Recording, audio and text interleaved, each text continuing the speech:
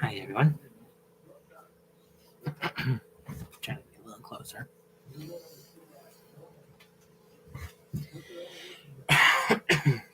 So today's live is unplanned. I received my package from Broccoli Magazine. um, it is the Seashell Oracle. I first saw it on. God, I think her name's Thea. God, I'm blanking on her name. I can't remember her name, but it's an ocean-themed deck, obviously, since it's called the Seashell Oracle. And not a huge fan of seashell themed decks and stuff. I do have one that. No, it's not seashell themed, no. But, anyways, a lot of seashell and ocean themed decks don't resonate with me a lot. Mostly because they're very pastel, light colors. To me, the ocean is more darker,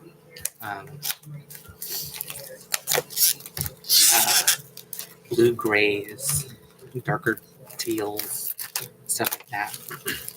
Even though I know I know that's usually when it's storming out, but I used to be into the lighter aspects of like the Bahamas type of water, but now since I started working with Poseidon in 2017,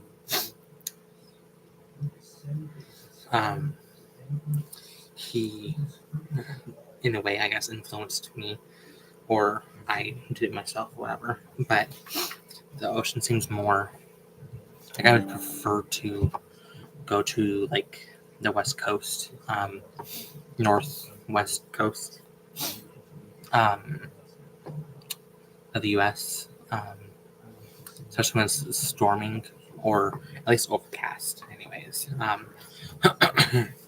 Where the water's darker, the clouds are dark and stuff. And even before that change, I always felt like the ocean was more masculine in energy. I didn't know why, because a lot of people say she, goddess, her, female pronouns and stuff. But in Greek mythology, there was a Greek, obviously, a god of the ocean. So it kind of like confirms that a little bit. So the Seashell Oracle, 44 card deck and guidebook. I love that artwork. I love how nice and simple and sharp these edges are. I love it.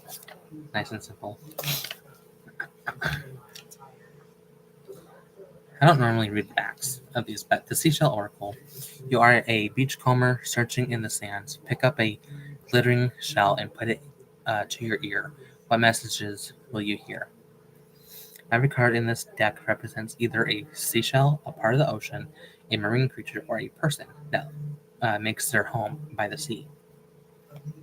And the multitudes, layers, and connections each contains.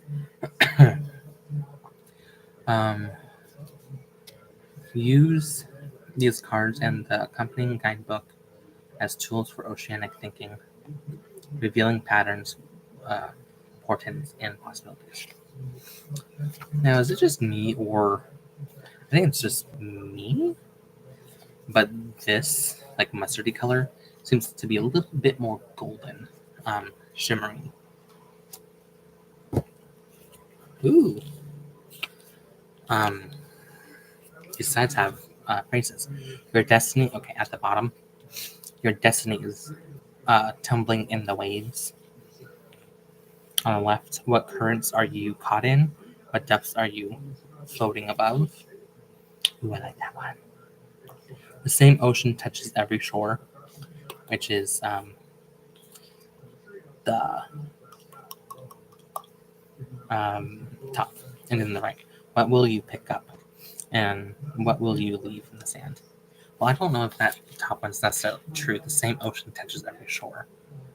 I don't think so, because there are different, to my knowledge, anyways. I hope I'm getting the right information, but there are oceans that meet and don't mix because of like different water temperatures and stuff. So I think that is not necessarily true, but it's still a good um, quote. And here's the guidebook, which I think is the best card that they could have picked for the guidebook. Because when I saw it, I saw the cover and like, ooh, yes. But this guidebook art, it was like, yes. So here's the guidebook front, and here's the back. I like this, but I've seen 2, maybe 3 walkthroughs of this. I do love this effect though. That's the top of the card. I mean, top of the deck box. I like that. Let's see here. And then here's the bottom.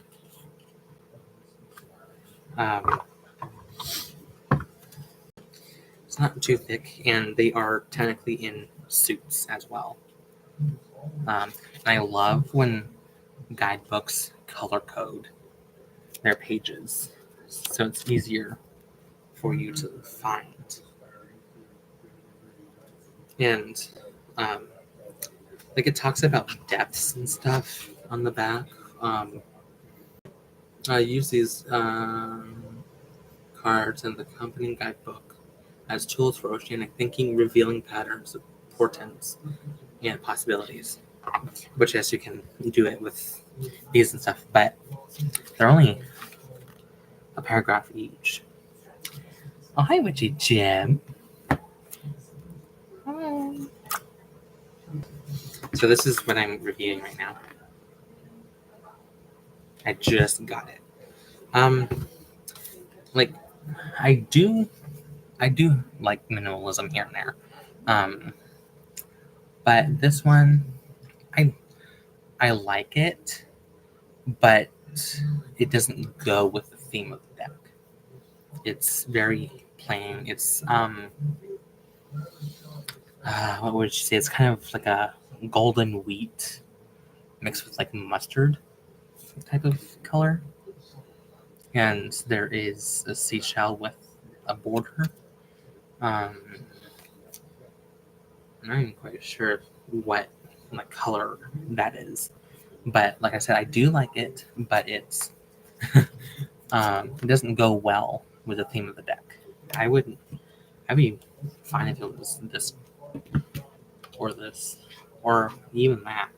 But I think that would have been kind of cool too, but maybe a little bit too much.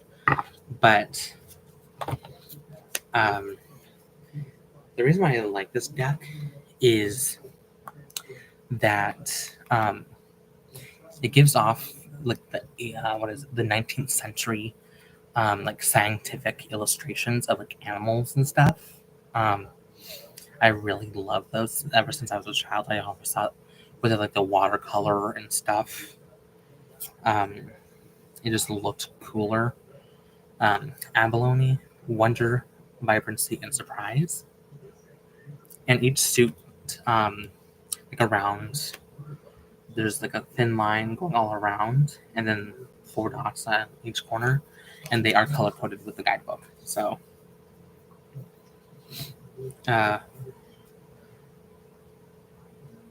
Argonauta, fragility, fertility, and sanctuary.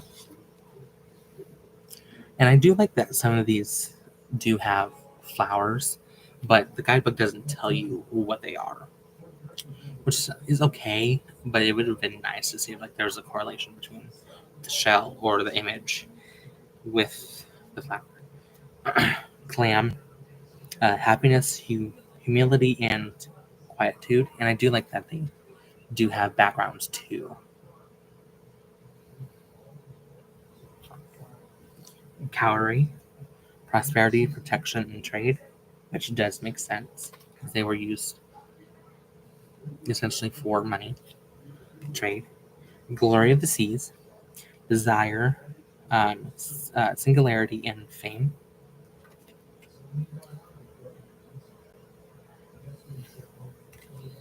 Uh, Genonia, distance, turbulence, and reward. Now I love this backing because it's a wave crashing against the rocks. Murex, power, luxury, and effort. I do love this. Um,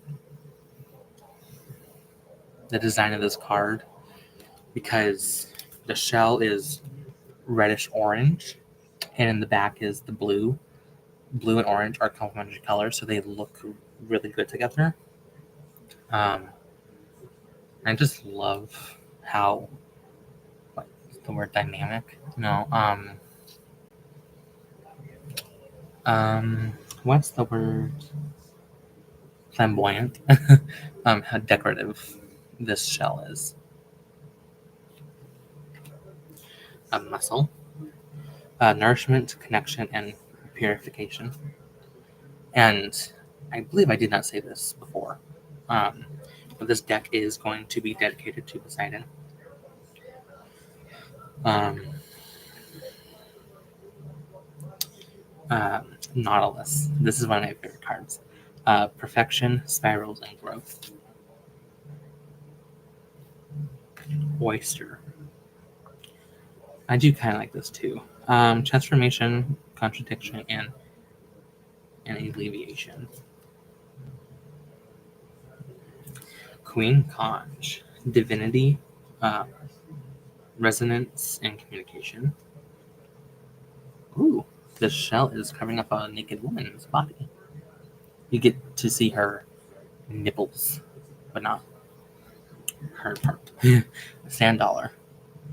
I always liked the sand dollar because my mom always had a sand dollar that was about 3 or 4 inches, and plus, she before I was born worked. She was like the manager or whatever. It's not a manager. I have an apartment building called Sand Dollar here in Arizona. Money, sweetness, and peace for Sand Dollar. Obviously, money makes sense because it's called Sand Dollar. Scallop, I love this one. Sight, wayfinding journeys. Again, with the because it looks a little bit orange, the shell. Um, it's probably because brown is a form of orange on the color wheel. Um, and it is more lighter brown, so it does kind of go with the blue. Ooh, Triton. I love this. The son of Poseidon. Um, Triton. Glory, triumph, and summoning. Makes sense, especially for the summoning. Because I believe, if I remember correctly, Triton, I believe on the conch, like 7 waves, while he was um, ahead of Poseidon's chariot. Urchin. I love sea urchins. Defense, vulnerability, and tenderness. Venus calm. I love how they did this. Conquest, love, sexuality. At first, I thought it was funny because it looked like braids or pigtails coming down. But someone mentioned that it was funny too because Venus in a way covering up her breasts, so that was interesting too. Wental trap, magnificence, aspiration, and ascent. Xenophora. This is weird because the videos I saw of this, people were like, what's what? What makes it Xenophora? And I like that it has Xeno in it. Because I believe that like means other or something like that. Hybridity, disguise, and curation, which makes sense for what it looks like. Because like, which one is a Xenophora? And now we're getting into a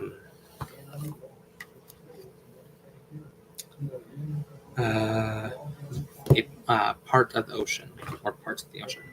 Float, resiliency, buoyancy, and drift. I love that. Foam, very Aphrodite. Ephemerality, nostalgia, evanescence. Moon, cycles, radiance, and council. So that's the box art. Pearl, luck, patience, remnant.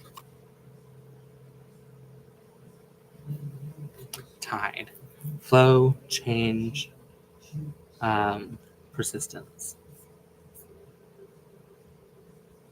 Presence.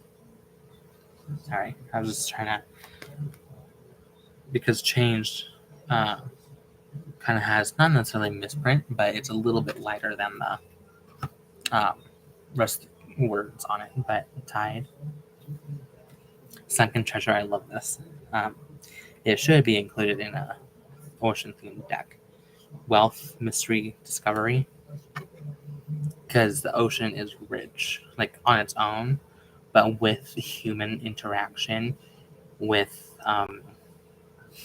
lost ships, and most of those ships do have, or a lot of ships do have, some sort of wealth, gold,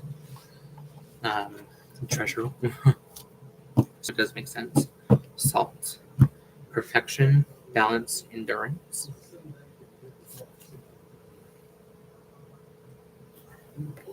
Sand, infinity, grit, and shifts. I do kind of like this. Sea glass, time, healing, fortune.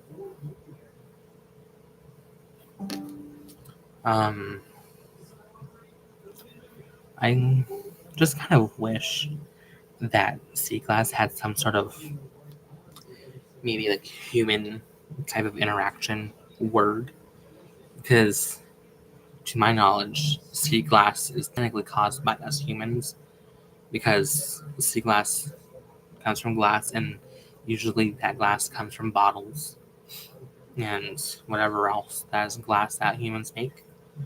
So you're not really going to find obsidian or any other glass that is made naturally um, in the ocean, as far as I know. So it's a double-edged sword of us trashing the ocean, but yet it produces something beautiful. This is one of my favorite cards. Wave, force, uh, repercussion, and movement, because it's a sea serpent. Ane- Anemone. Finding Nemo. Um, ethereality, compatibility, and symbiosis. I do like how happy this card looks.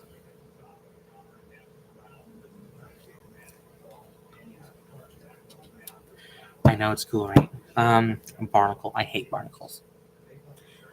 I hate them. When I see a picture or a video of anything with barnacles, I skip it. No, they look gross. Looks like an infection. Attachment, strength, and home. Attachment and strength does sound right. Coral. This is my favorite card. Coral. Support, protection, sensitivity. all those make sense. And that's the guidebook image. Like, if I could get this in a nice big poster, I would. It's amazing. Crab. Oh, by the way, we are in the third suit. So this is marine creatures, which I'm still blown away that coral is a creature. Crab. Adaptability, rebirth, and independence. And I do like it because the oranges do look a little bit more red, and with the green, because green and red are complementary. So it does go well, and I do like the people in the back. Goal. I like how they designed it and stuff. Persistence, opportunity, and cunning. Or maybe. Hermit crab. Scavenger, vulnerability, and movement. I like how he's kind of like in a. To me, it would be like some sort of Greek or Minoan, like, not castle, building. Plankton, of course, you need them. Multitudes, makes sense. Invisibility, makes sense. Collective, makes sense. Now, this is one of the darker cards, art-wise, because they do kind of blend in. Seaweed, ooh, this is one of my favorite ones. Seaweed, abundance, enigma, and surrender, because this is in Greece. Sponge, I do like that too. Empathy, pragmatism, acceptance.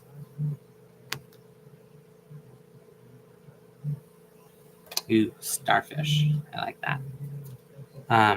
Shedding, renewal, innovation, again with the complementary colors. But also, I like how the starfish is more God, it's not necessarily chaotic, but there's more to it.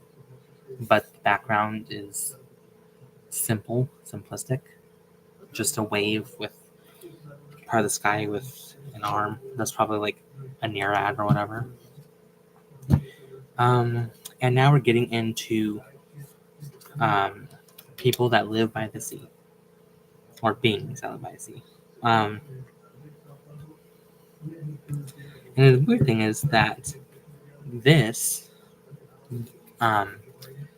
this suit is a little different because all the others just have that type of design, and this suit has a little, like the dot is there, but it also has that little square. Beachcomber, curiosity, avarice, and pursuit. Diver, I love this. Boundaries, bravery, and trust.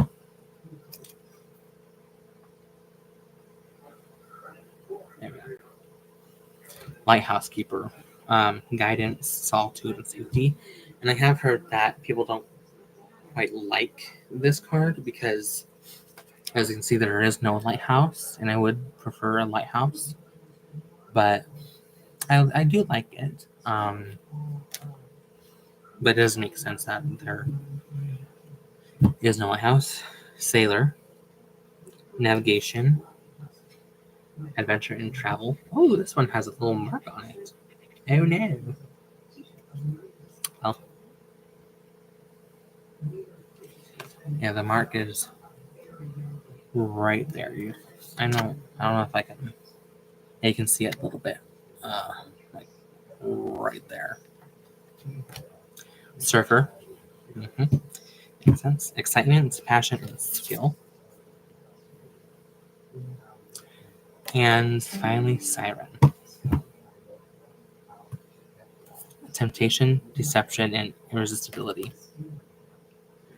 All right.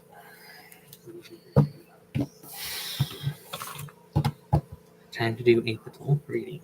Okay. does shuffle nice.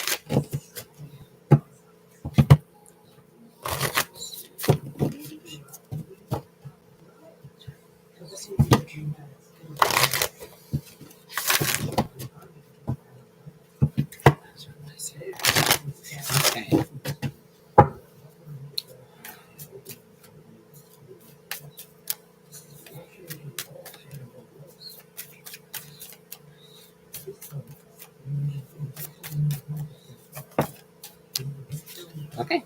Yeah. So I asked the deck, what is your message for the people watching? And it's the first card, Abalone.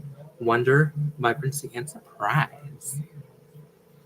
So some form of surprise coming our way, or just recently happened. Maybe it made you wonder about something, or gave you more vibrancy in life.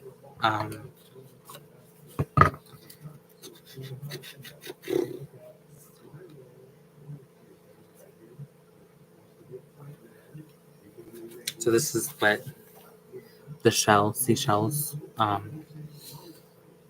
the list looks like. Okay. Abalone. Wonder, vibrancy, and surprise.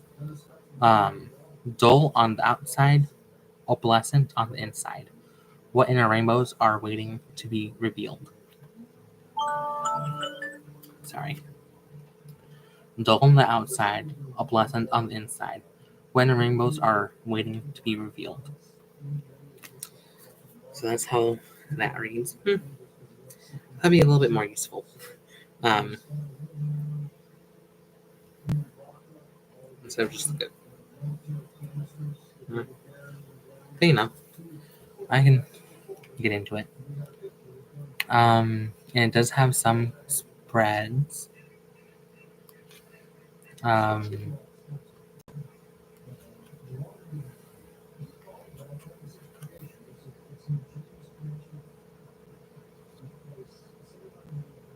Okay, when to consult the cards at beginnings in the morning. It's just a little paragraph. But at turnings in the tide, pull a card when you're facing a decision or experiencing a transition. But remember, yes or no questions won't yield rich results. Try reframing a question like, should I go on this trip, to a more open-ended query. If I go on this trip, what might I experience? At closings, before bed, and then how to use the cards for that. Introduction, how to use the cards.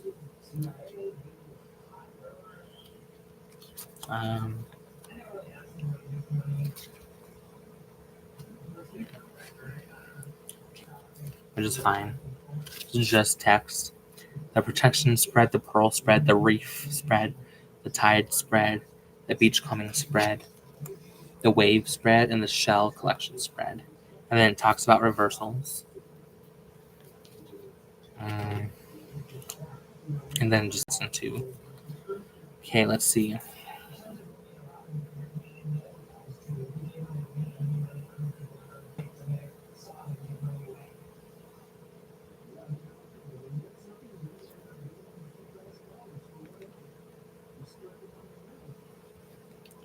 I'm just looking at the spreads.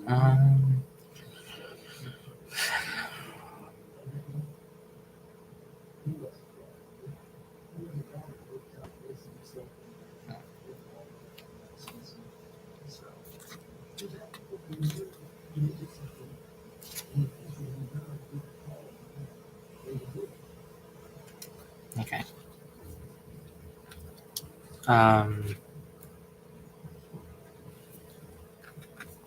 Like when I was um, watching the videos of the walkthroughs, I kind of thought that like the intro depth, or well, um, these pages um, were kind of a waste, just for the aesthetic purposes, to like leave the space. Like yes, it looks really good, but also you could have probably saved um, like maybe one or two pages. um, so, and frankly, I'm not too much of a fan of this type of material because see, it's already bending. So, oh, and the text guidebook and the Seashell Oracle um, uh, are spot gloss, and I think it's debossed, embossed. They could have used a bigger font. Yeah, that too. That could have helped as well.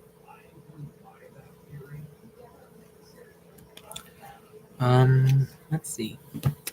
What else? Do you want a reading? A one card reading? Since they didn't have any art on the pages. Yeah, I know. Do you want one card pool? Just for the funs of it? Just say yes or no. It don't matter. Since you're the only one here. Okay. Let's get the most accurate reading for Witchy Jim. Which is Witchy Jim's.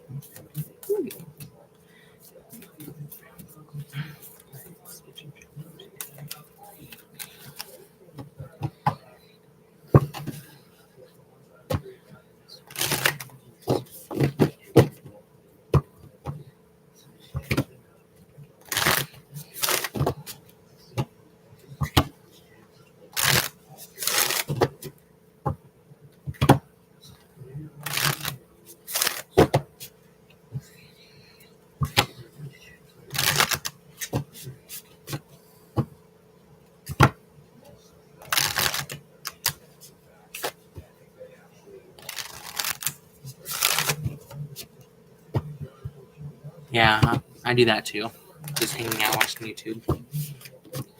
Um, the cardstock is bending a little bit. And when I was first shuffling it, it was getting a little wonky, but it should be okay. It goes back pretty easily. Okay, Betty Jin's reading. Um, Surfer, excitement, passion, and skill. Okay, let's see here. Okay, watching the currents and the breaks with an eye on the weather, the surfer learns to ride wildness to glory. Know when to seize the wave and when to let it wash over you. Okay, I'm going to read it again. Watching the currents and the breaks with an eye on the weather, the surfer learns to ride wildness to glory. Know when to seize the wave and when to let it wash over you. That's a good reading.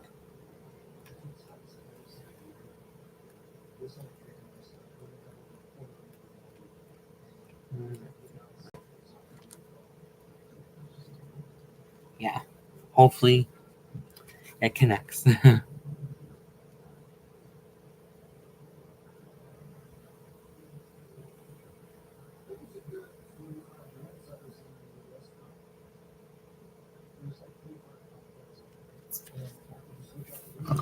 So that was it.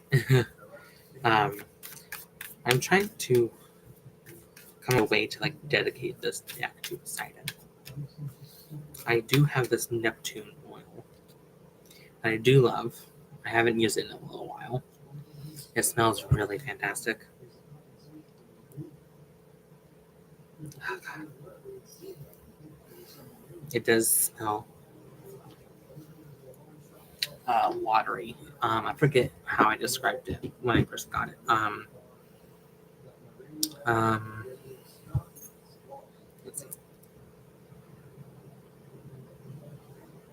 It smells more like a pool, um, in a um, nostalgia kind of way, with like the chemicals and the water and stuff, which I know is like not the best, but it still smells good. Um, and it smells a little bit summer-like too, um, like a pool at like a community pool, um, or something. um, but I don't know how I would use this for this deck. Like maybe have it on my hands a little bit and then shuffle the cards. I don't know because I've never anointed anything, um, especially for a deity. Um,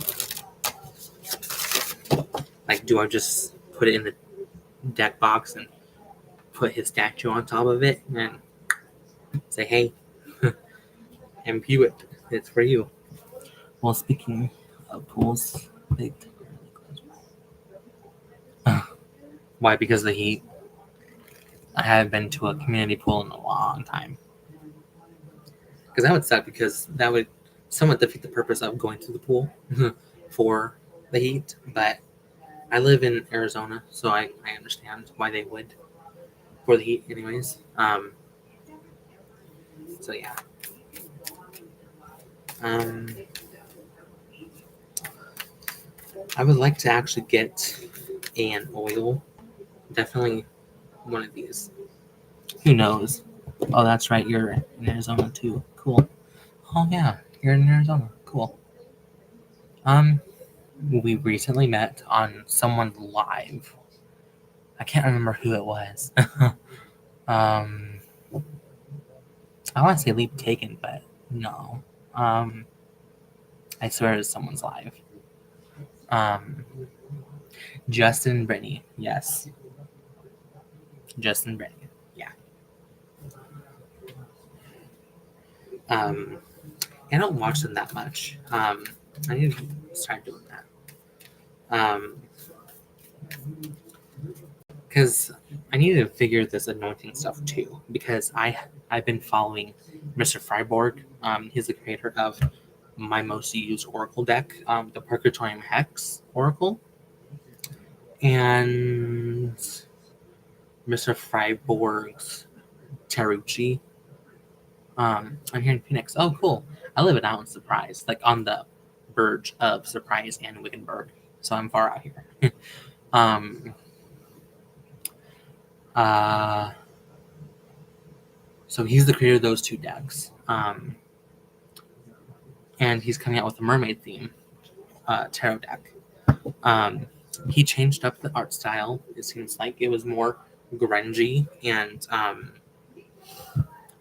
what is it? A painter, no, a brush pen type of look for artwork. Again, with more grungy look. Cool, my neighbor, lol. Yeah. um, but he recently changed it up to more colorful and more neater looking, which is fine. Um, I did like the more masculine colors and stuff of the original, because, like I said, I do feel that the ocean is more masculine than feminine, and it would help because Poseidon is a god, a dude. Um, but it's just so pretty. I can't not get it. And plus, it's very gay too. um, very um, body. I'm not going to say body positive, because so far there's no fat people in it, which I'm fine with. but everyone's nude, so it is really cool.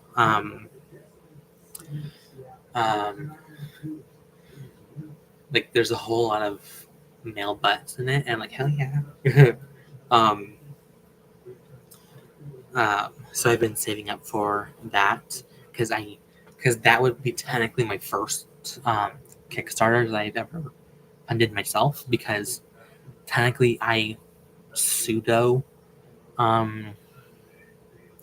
supported a Kickstarter that was successful 2 years ago for Christmas. It was my Christmas present. And I say pseudo funded by me because it was my Christmas present and my dad bought it. So, but this one is going to be my first one. But sadly, I haven't had much income come in, and I only have like $30-$40. That's awesome. Yeah. And I believe it's because his other decks were 40 and up, I think. And then plus the like shipping, and same here. I'm still looking for a new job here. Good luck. So and I would like to have enough money to reach like the goals and stuff, or like getting extras. And I don't know, because I wasn't there for both the decks to be funded, but I know some tarot creators do offer their old decks that they created as a bundle. So I would, if I would like to have that money for that. So I would like to get a second copy of the Purgatorium Hex Oracle, just in case, because this deck has, two cards that I had to tape together because they broke or tore apart, and I have like 4 others that are almost. One started to tear today, but the other 3 haven't started to tear, but they've gotten weaker. So I would still, if every card had some sort of tape on it, I would still use it. But the second one is just a replacement, just in case.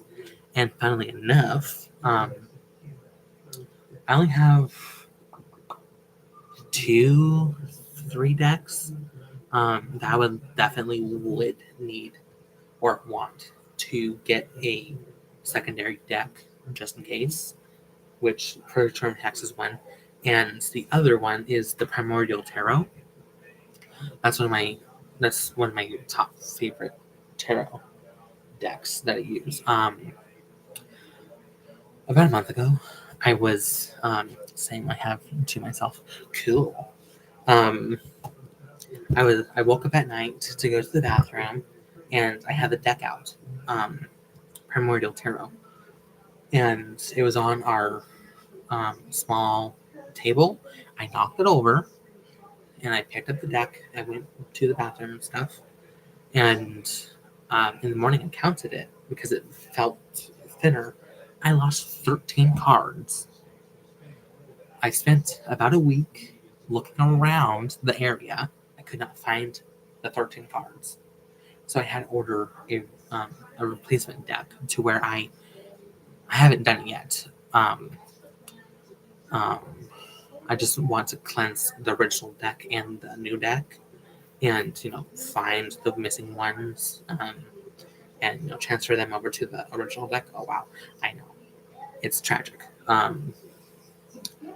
But I'm glad I got that taken care of.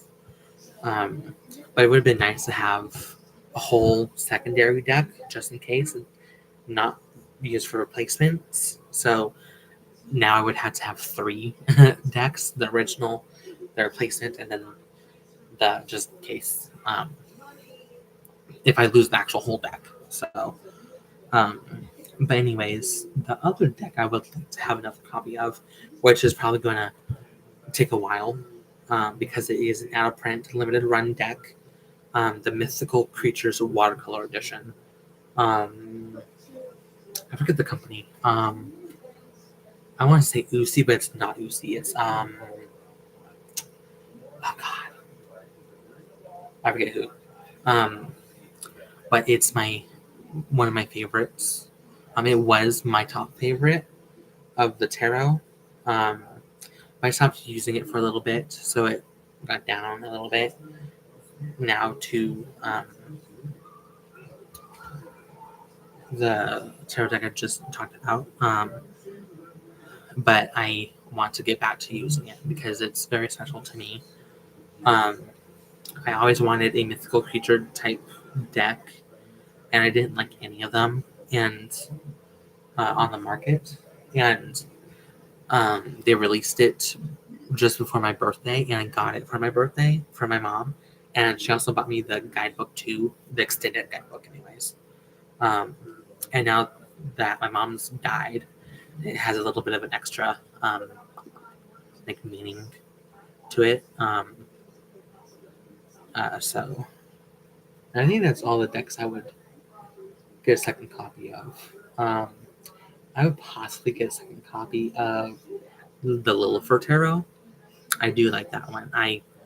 I've at least the depiction of the Hierophant and the depiction of the High Priestess definitely helped me with learning the tarot.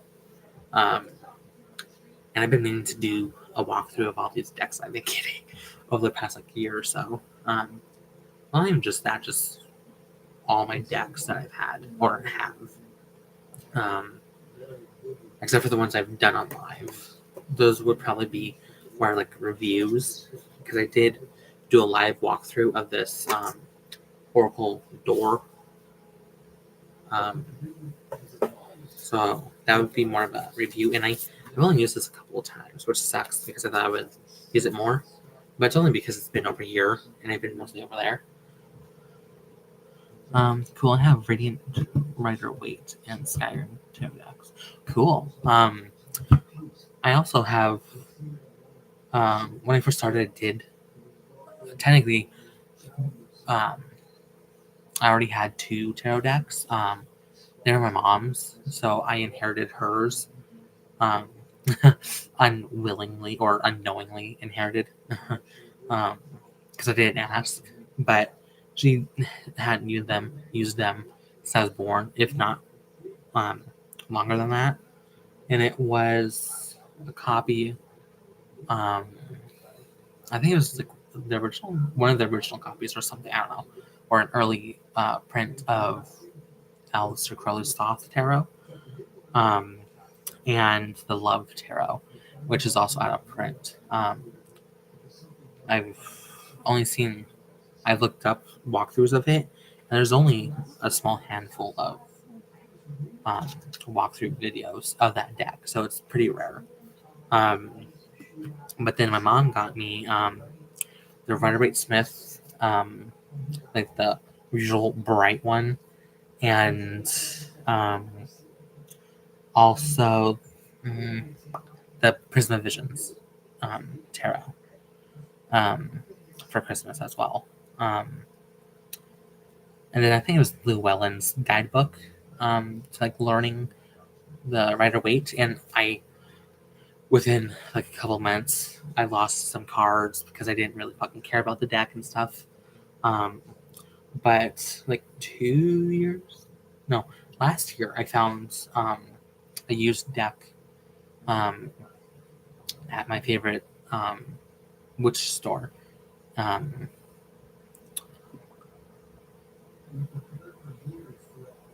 Fantasia Crystals. Have you been there, Jim? Fantasia Crystals is my favorite place. Um, they used to be Indian School, I think. Okay, so you know that place, yes. Um, I'm glad they doubled their space, but it sucks because the rent was like doubled or whatever, and they moved far out. Because I'm already far out because I live on the outskirts of Surprise. Yep, they're on Bell. Yeah, no, yeah. Um, which sucks, but anyways, I'm glad that they doubled it and stuff. Within the first month of them moving there, I went, or no, within the first 2 months of their move, I went there at least 5 times, which is a miracle because my dad never loved going to any of my places, especially this since its new location's far out. So I was there at the old store a few times when I was here. Okay, yeah, I went to their old store about a dozen times, maybe. Um, so yeah, I've been wanting to go to the new store. Ooh, you should. It's fantastic. They have, like I said, double the space. It's much lighter this time. Um, uh, let's see, probably double the books. They have, I would say, partition. I think would be the right word. Um, to where they hold classes there now, instead of being outside, or moved or whatever. But I do believe that they do have a location for their actual school. I'm not sure, but I love that place. Um, I buy a lot of shit there. um, uh, what else? Um, like you have to, and there is earlier I did mention Leave Taken, because I was thinking that we might have met on Leave Taken's channel, but she moved here from the East Coast. Um, so, but she hasn't been to Fantasia Crystals yet, which sucks. Um, but it'd be so cool if like we met up and went there and just like chat and bought books and crystals and stuff. So that'd be really cool. Hopefully, or like some sort of like witchy YouTuber meetup or something. Um, uh, who was that? Leap Taken is her channel name. Um, um, she's a black woman in her um, headed to a crone phase. Um, she's awesome. I love her. Uh, I've been subscribed to her for maybe like 4 years now. Um, she has fantastic videos. She goes live almost every week to like do book reviews and stuff. Okay, I'll have to look. It would be cool to meet some witchy friends here in Phoenix. It would be, yeah. Um, what else? I had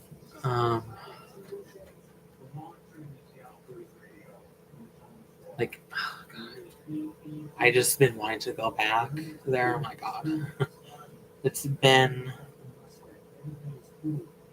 okay. So it's been about 8 months since I've been. So that kind of sucks. um, Sometimes I feel like I just wanna. Since I don't drive and my dad can't drive because he had stroke September in September last year, to where he lost most of his vision. So um, we would have to use Uber, and I don't want to use all that money. Um, it would be nice to have my neighbor's daughter or son drive me, but yep, I haven't been there since 2019. That's such a long time. Um, yeah, and actually last year, I think it was because for a few years there I didn't go because the main reason why we went is because my grandpa, my dad's dad, um, lived at the. Sorry, I just had to pull a nail off because it broke. It's still there, but anyways, I don't know. I need to divulge that to you, but um, my grandpa, my dad's dad, lived in the VA home close there, um, and we would go every 2 weeks to visit him. Um, to like take him out to get some groceries or whatever. So I visited. That would be the time that I would visit the store. Um, and then he passed early October of 2020. Right? Yeah, 19 or 20, one of those. um, not due to COVID. He had dementia or Alzheimer's, the one that kills you. Um, so sorry to hear that. Thank you. Um,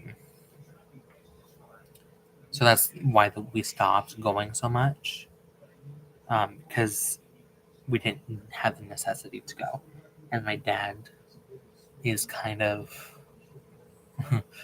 um, a little bit narcissistic because he would go for himself. He would go to Phoenix for himself or whatever if he wanted to. But for me, I would have to earn that shit um, just to go. So, um, but yeah, I bought a lot of stuff there. Um, yeah, I would love to open.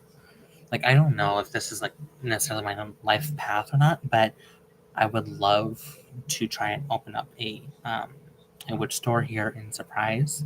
Because first of all, location, location, location. There are none here, all in Phoenix and like Glendale and stuff. Have you gone to the astrology store in downtown Glendale? And there's also a small shop too on the same street as the astrology store. It's down a little bit. I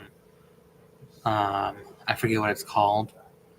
Um, and it was okay. I didn't Vision Quest. I haven't yet, but it's on the list. Um, it might have been that. I would assume. Um, I wouldn't necessarily say you would have to go because it was underwhelming. It was more. It definitely looked more posh and more mainstream stuff a little bit. But they had some cool crystals and stuff. So I would personally go there for the crystals. Um, and haven't been back since because, like I said, it was underwhelming. The astrology store, I do like. That's my second store. But my dad does love the astrology store. The reason why it's not my top one is because it's astrology focused. Oh, okay. There's a New Age store also. Okay. Um, I don't know.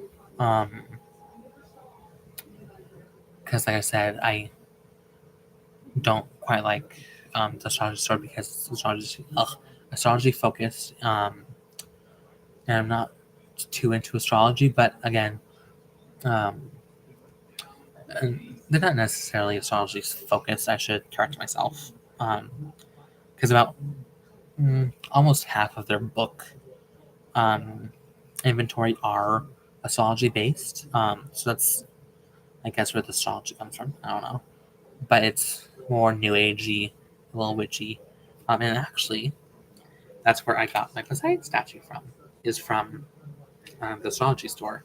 So I would recommend them for, um, sorry, statues. Um, uh, I have bought some cool statue. Thank you. Um, this is my favorite statue of Poseidon, and like, I do love my Apollo bust. Um, he's about 14 inches tall. Um, I got him hella cheap. My Apollo statue. I got him at Goodwill. um, $20. However, it was one of their 50% off sales Saturday or whatever. So I got over $120 Apollo bust for $10 fucking dollars. So that's like my prized possession for thrift store finds. And actually, last year in October, I found a small, about 6 inch. Wow, lol. Yeah. I found like 6 inch Apollo and Daphne statue, which was cool. And I got it. And I got a little bit of a um, price cut because like his foot or his hand or something was broke.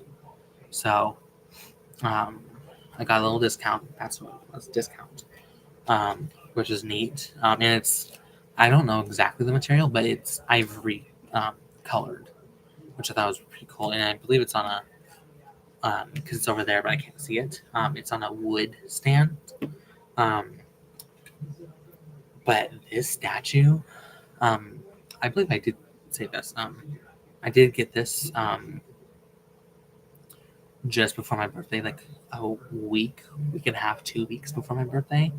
Um, but this is like pinnacle Poseidon to me. I have 3 other statues of Poseidon. I have a miniature, like 3 inch tall one that honestly I shouldn't really have gotten because he's a merman in it, and I don't like mer Poseidon. I want to find one now.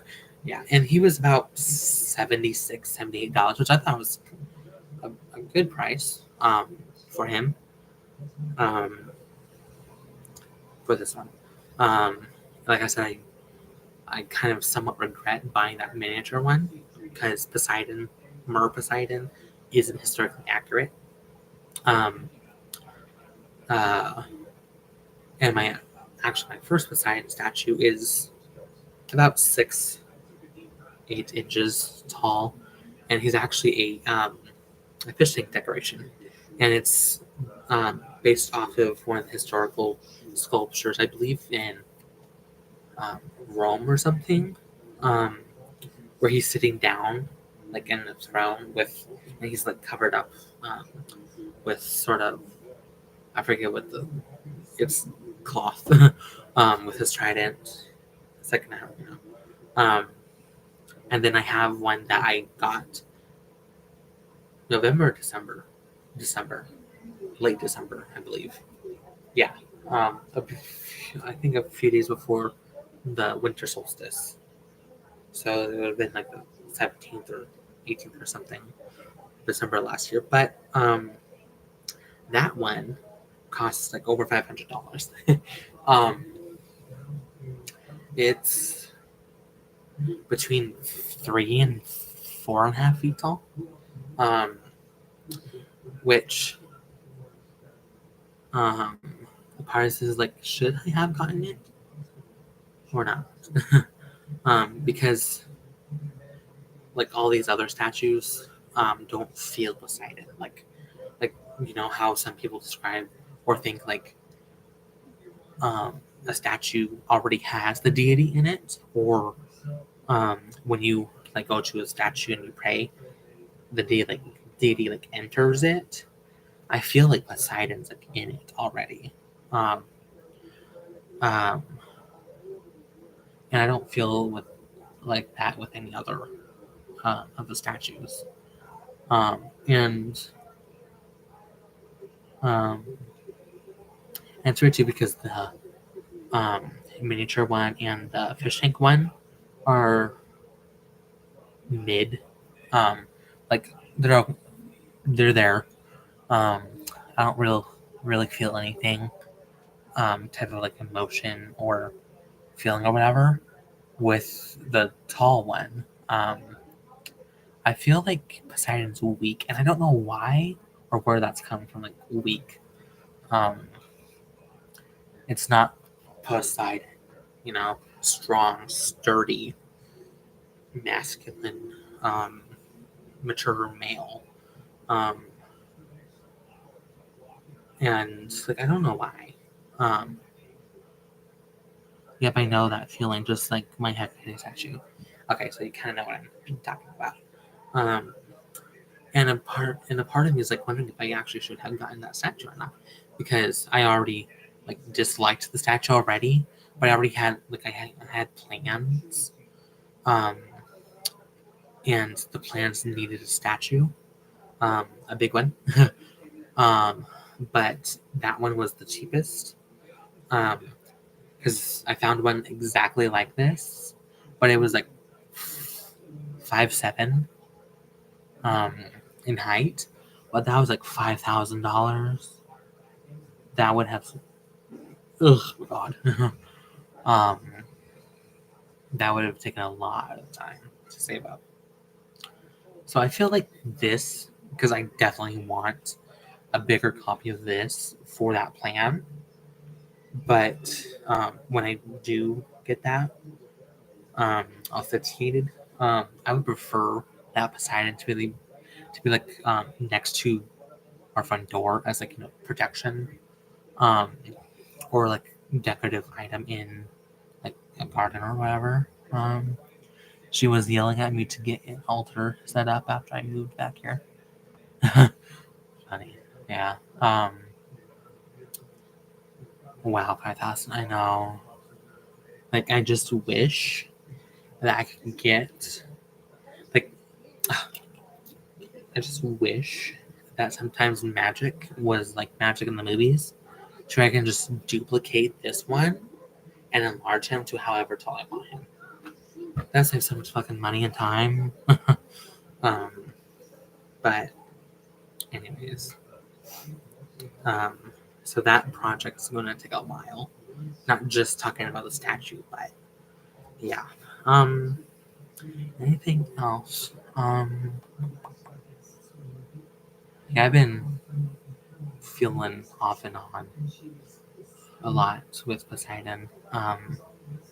The latest thing was making some prayer beads for him. I have, I would say, all of the materials. I'm not sure, but I got him this.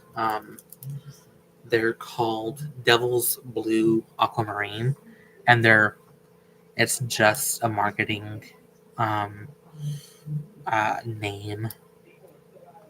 The eye roll was for devil, like really. um, that I would assume, um, since a lot of crystal people are in the New Age um, realm, and a lot of New Agers are still very heavily Christian based, so I wouldn't be surprised that they would connect that with a little bit darker crystal, because aquamarine is definitely more light than these, but they don't look as dark in this because not the best camera quality. Um, but there's darker, like almost black specks in here and streaks and stuff. It's just yummy. Like, oh my god. Um, so I have this strand. I have a strand. Now these are, I think, 13 millimeter or centimeters. I don't remember. But these are the bigger um, beads, and the other ones are 10. Um, I got pine wood, and I didn't make sure what it was, but it's a whole ass traditional um, mala bead necklace set. But when I first got it, I had a vibe from it to not cut it up and to make into my originally planned prayer beads. So I didn't do that, but over the time, that was like maybe 3 months ago. And I did wear it around my neck and stuff, and I did go to my Poseidon statue outside. I did it maybe at least a dozen times, but I did in the morning. I wanted to do a prayer in the morning midday and at night or dusk, to like get the energy in and stuff. But I didn't. But I did about a dozen. It was mostly in the morning. I did at least 3 or 5 of them in the midday. Um, but I was saying good morning, check out the side end for each one. Um, and then eventually the feeling was lost of keep it as is, don't destroy it. Um, and then, well, don't cut it up to use it how you want. So that feeling has now since passed. And I actually haven't been wearing it for about a month. Yeah, about a month. And it's been in my bedroom this whole time, on my bed. Um, so now I believe that it's okay to um, cut it up and do my plan.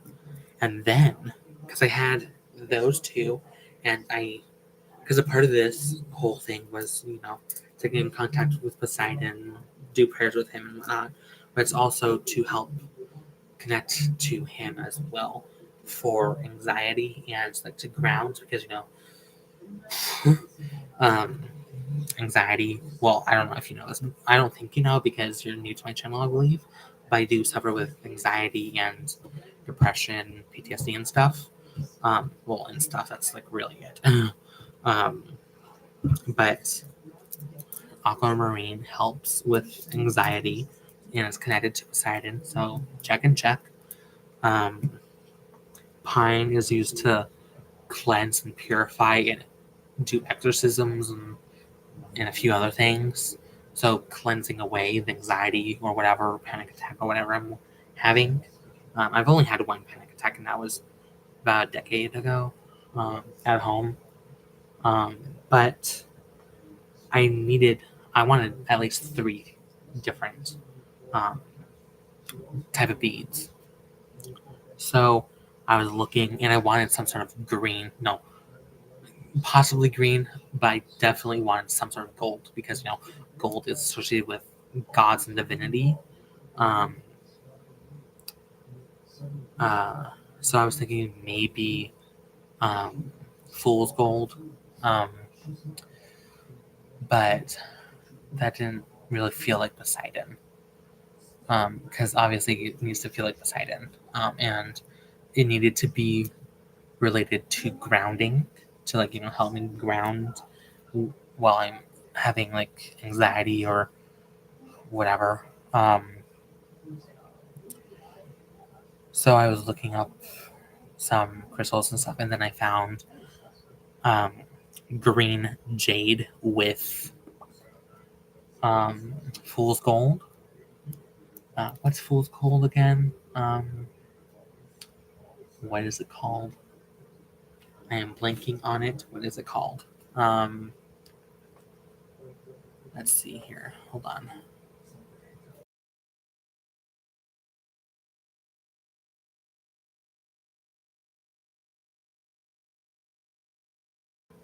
Pyrite. Hold on, I have it pop up like McAfee. I'm tired of their fucking ads all the damn time when I get on my laptop or when I click something. Ugh, okay, so it's green jade with pyrite. So, and I'm like, ooh, interesting. Right, yellow. I know it's. And then I have to look up the directions on how to uninstall these ads, and it's a long ass fucking list. And I'm like, oh my god. So I'm gonna have to try and find that article again and do it because I'm tired of it. um. Anyways, and when I found these crystals, I felt like a huge ass. Like yes, these are the crystals you need for my prayer beads. As in like Poseidon was saying that like, here you go, these are the best crystals for you for your third crystal. Because I thought like 2 was too not enough, and I thought 4 more would be too much, especially so 3 would be greatly, easily balanced, and plus the little trident, so 3. That could be a connection too. And they're over there where I sit. They're really gorgeous. It's green, obviously, but there's also white. So I'm glad it's green, white, and gold. Because the green is part of the grounding, but also fool's gold helps with grounding, if I remember correctly. Pyrite. But also the gold, because Poseidon is also a fertility god as well. So green. And with the idea of watering plants to help them grow, connection, and also the white.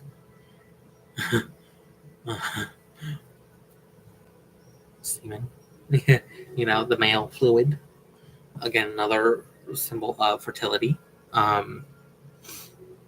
So that was another thing. And it also makes me think of milk. So, like, mother's milk is also really connected to the goddess and fertility and stuff like that, fertile lands and whatnot. So, I wanted that as well. And then for the final piece of the prayer beads, I want to use this. It's supposed to be a necklace, but the cord that came with sucks ass. Like you tie a knot and stuff, but it easily unravels. So useless. That's supposed to be a John Wick reference, I believe. Like number 2. No, number 1. But I didn't want to shout, so. But I found this. I have another one. I found the first one in like 2018, I think. At Fantasia Crystals, where they have like deity necklaces and rune necklaces and stuff. Their jewelry. So I found this, and it was like $5. So that's going to be a part of the prayer bead. And now I was debating if I should do the a necklace. And I'm still unsure about a necklace. But I just want to make sure I'm getting all the chats. Okay. So far, just says that right to LOL was the last comment from you, Jim. I just want to make sure. But like, I want a necklace because I do like necklaces, but I don't wear them a lot. Okay, cool. I want to be a necklace person, and this is the only necklace I'm wearing right now, the Evil Eye,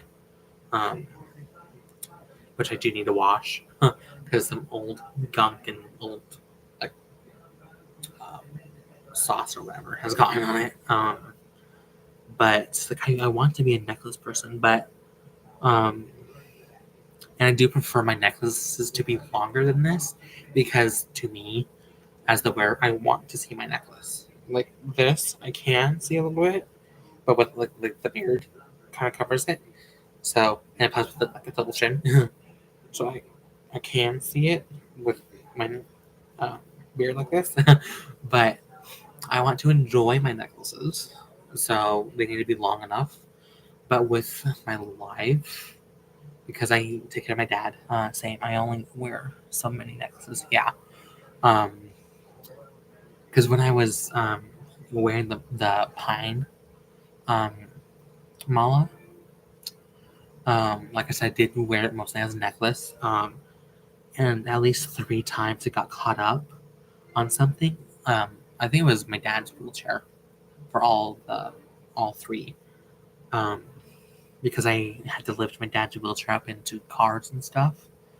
So I'm like, ugh, I don't know if I should turn it into a necklace or not. And plus, it's going to be heavier because the bigger the beads and stuff, the heavier it is, especially like the chemical makeup of it. um, so I'm thinking of turning it into a bracelet. And I did turn the mala beads into a bracelet. Um, but it kept on falling off. So at least it didn't fall off in public. It just fell off at home. So either way, I can't do it. um, so it's going to have to be, and the mala beads do come on a brown, stretchy cord. Like I'm not sure on what color I want to use for the cord. Like it feels like I feel like I need. Like I don't know if it's necessarily Poseidon himself saying it, or just because blue is so heavily associated with him, so it's like built in. Um, um, so should I get a blue one, a blue cord? And it's definitely not going. It's definitely not going to be a light blue because I bought dark blue aquamarine crystals. So why would the um, stream be white? Because this has gotten a bit dirtier for the string, but it was a really gorgeous blue. I did like that, but um, not for Poseidon. But I think brown should be okay because he is the earth holder, the earth shaker, and again, brown is also kind of related to the earth and nourishment. Get both and combine them. Um, maybe. Uh,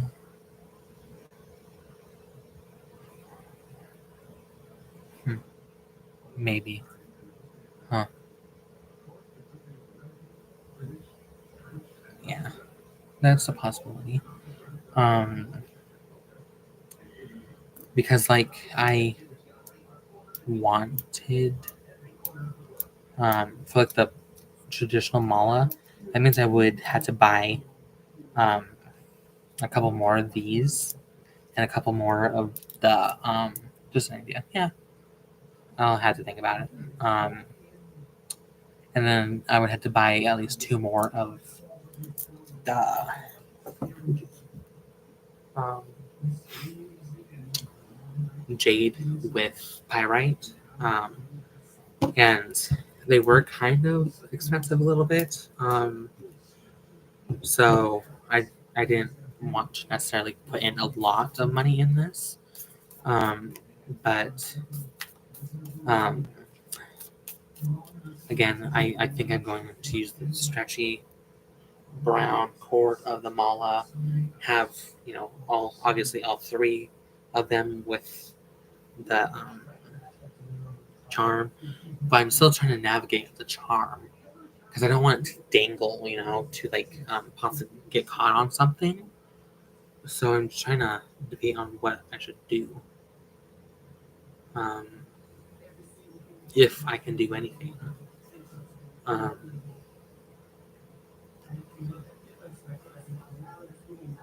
I don't know, but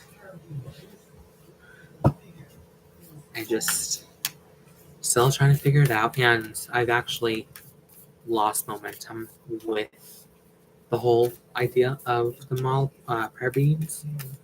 Um, so I've been asking him to like mentally to please like inspire me again to um, work on the prayer beads, but like it's up to him, and maybe it's not for me right now after the time passed, or like he could be doing it like not inspiring me to do it to like do it on my own, do it on your own damn fucking time. uh, but yeah, because I also lost momentum with the project as well. Um, Like, it's just weird. Like, I think it's also kind of like, why am I saying, Ugh, I don't say it that much in real life. So, but uh, some like personal issues and stuff like that to deal with. But then also I'm in Aries, so most of our projects don't get finished. So, which sucks. But just trying to navigate this. And I do love this deck though. Um, and I've been wanting to make a Poseidon Oracle for years, since I started working with him in 2017. 2017 is the year that I became Pagan, because I was a witch. Since I've been a witch since 2012, and then 2017, which was 5 years into my practice. Yeah. Um, so I really want to do that. Making an Oracle deck, and now I would like to have it in this style as well. Or like, I don't know if you've seen these decks, Jim, but the Isis Oracle and the Kali Oracle. I don't know. I think it's she's a big name in the Oracle business. Um, but the artwork for those, oh my god, that artist is fantastic. That's cool. I've been a witch myself since about that's cool. So almost the same amount of time as me. Um, so I haven't seen those. Oh, okay. Let's see. Um, I don't know if I'm going to break any rules by looking it up and showing it on live, but let me go to Amazon. Um, okay, cool. We just had a delivery, um, but it's but the artwork is so gorgeous. I would prefer the Kali Oracle over the Isis Oracle, um, because I do like the artwork more on the Kali Oracle. Um, like I don't feel a connection to these goddesses, but it's the art that's doing it for me. Um, Alana Fairchild is the creator. Like, oh my god. Okay, let me turn up the brightness. And let's see here. I comfort shield off, but that's the Kali Oracle. Like, look at that artwork. Holy crap. Oh my god. As an Aries, I love this because red is supposed to be like our power color, and it is one of my favorite colors. But like, oh my god, she just looks such like a fucking badass here. Like, oh, holy shit! Like, oh my god, and like just the blues and the purples. Like, yes, like the gays. Like, I am gay, but we use slay. I don't. I'm not huge on gay terms, but I would be fine if she slayed me. And no, that might actually come true, like a symbolic way. Um, but like I would love like oh like that. Like yes, I have to get it, and it's 25.33 on Amazon. Let's see. Okay, here's the Isis Oracle by Alana Fairchild as well, and the same artist. Um, oh man, they don't have as much cards shown, but this one, right here is the deck box with 3 cards. I like black and purple myself. Yeah. Oh, oops. They're pretty cool. I do like those together. So here is I'm zooming in, but here's the deck box down at the bottom, and then 3 other uh, cards for Isis. And then it just like shows the size. Um, I wonder why they're not showing a lot of Isis Oracle. But again, like I would love to work with this artist for Poseidon's Oracle. I would also like to work with this artist too, because they have a great artistry style. So let's see what Poseidon wants for us today. I put myself up to the sugar. Poseidon, only the sugar Poseidon.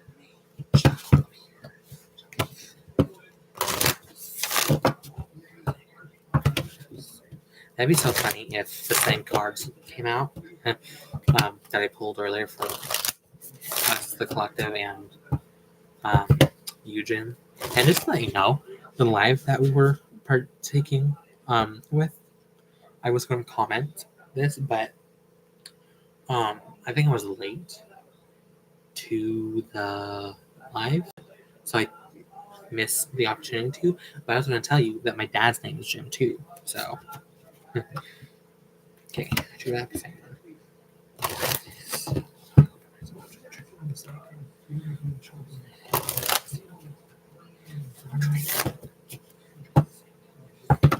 That's cool. Yeah.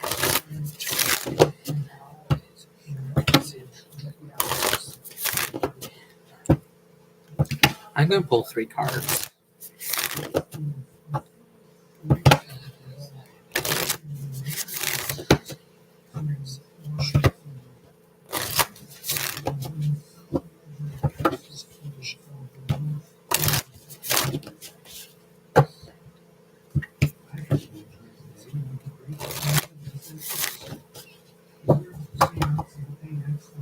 Okay. Cool. No repeats. Goal, persistence, opportunity, and cunning. Tide, flow, change, persistence. Presence. I don't know why I'm mixing those words up.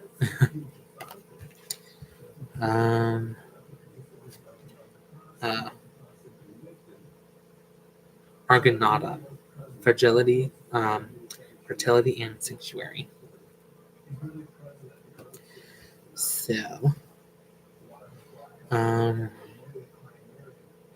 let's see here. Persistence, opportunity, cunning, flow, change, presence, fragility. Okay, that is okay. The goal. Okay, the goal's voice will be heard, swooping, snatching. This persistent bird gets what it wants with creative solutions. If you can't crack open a problem, fly higher and drop it. That's funny. Okay.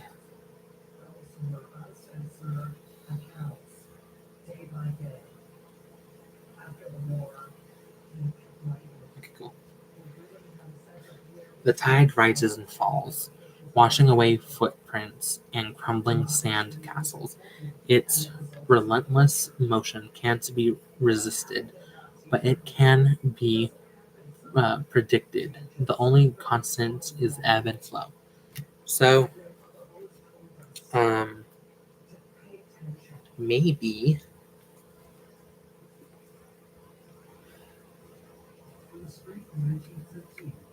with like the goal, talking about creative solutions. If you can't crack the problem, fly higher and drop it. So maybe with an ebb, um, uh, we've oh my God, we spent too much time trying to crack open the problem, but it's time to flow, fly higher and drop the issue.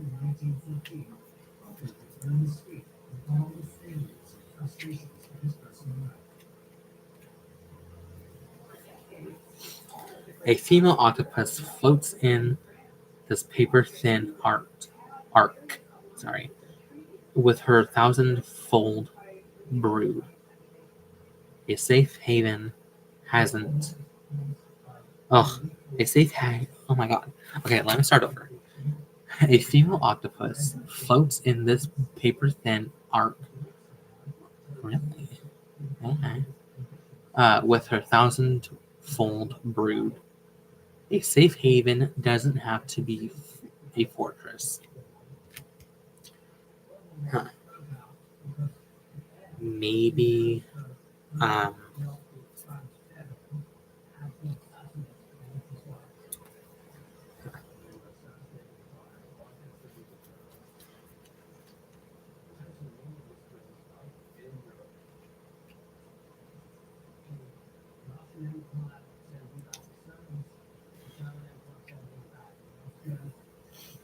Interesting. Yeah.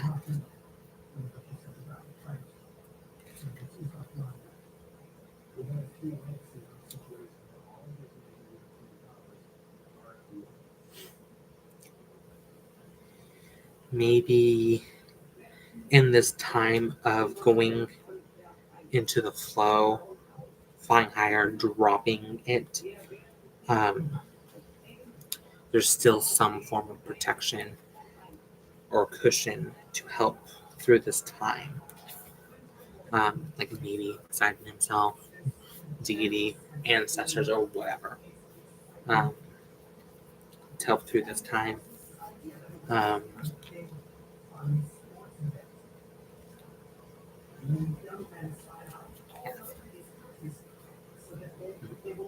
I just love this artwork, the coral.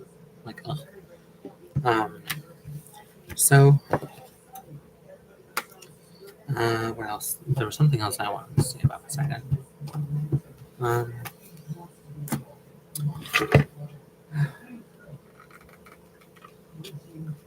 what was it? Like I definitely feel like I need to do some sort of cleansing uh, spell or ritual on myself because I feel different, not in a good way. Um, Maybe I built up too much miasma. That's Greek. Um, because us mortals create miasma. It's a sort of energy. Um, we mostly produce miasma when we are born and when we die, and throughout our lives we do create it, collect it, and stuff through other forms and life things. I might look into working with this item myself. Ooh, cool. Um, yeah, there's a lot of sources. I've been thinking on. Um, I can't decide if I should make one long Poseidon video or make a series of Poseidon videos. Um, because I don't want to have the long video to feel like a college lecture or anything. Um, but I am one of those people that love a good ass long video. Um, so I'm not sure, but I could see that the series idea could give me more views um, on my channel instead of just one long video. Um, 'Cause there's because it can be like maybe like a 15-part thing. Same here. I like to watch long videos, but your views are good. Yeah, yeah. Because like, oh, and I've also thought of like maybe doing both. Um, whether it be creating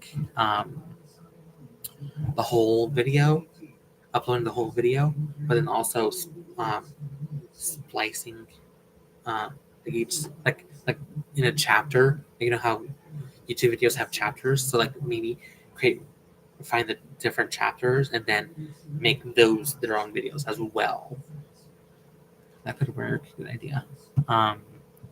Or like creating creating the series, but then like editing them instead of like having each like chapter saying, "Hi everyone, this is blah blah blah. Let's get into it," type of thing. Like cut that out. So it depends on what I want to do. But I also don't want it to be redundant either. I don't want redundant. I don't want um, multiple of something. Um, so I don't know.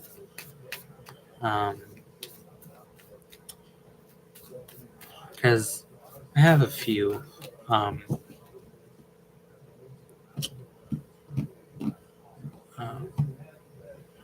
Because like it's hard too because you fucking need money to be educated. Okay, it's bullshit. Education should be. I would prefer cheap. I mean, I would prefer free education, but I'm okay with cheap education too. And I don't mean like 50% off. I mean like heavily, like 70, 80, 90% cheaper education. Um, Especially in this fucking day and age too. Yep, it should be. I know. And also, you know how I talked about the um, Kickstarter that my dad funded for me? A part of that Kickstarter was for her to raise enough money for a website because she believes in free education as well. So I'm like, learn because it was about Greek magic. Hold on.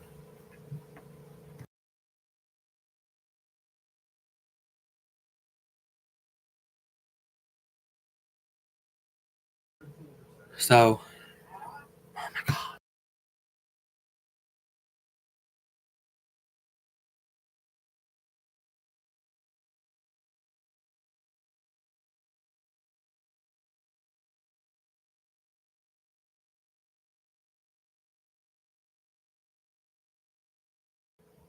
Sorry, my dad. So that Kickstarter was about ancient Greek magic. Um, I believe it had some Egyptian, Roman, Christian influence or something. Um, but it was Greek influence, sure. And also free education. So I'm like, hell yes. um, because I believe the website theoi.com, Theoi, because that's what the Greek gods were called, Theoi. Um, because Theo, I don't know the singular, but it might be like Theo. No, I don't know. Theo, I don't know. But Theoi, I don't know. Um, I'm not super into ancient Greek like linguistics and language, but I do know so far that the plural for things is oi. So Theoi. Um, but I believe the website theoi.com was funded something like that as well, so we could have free education.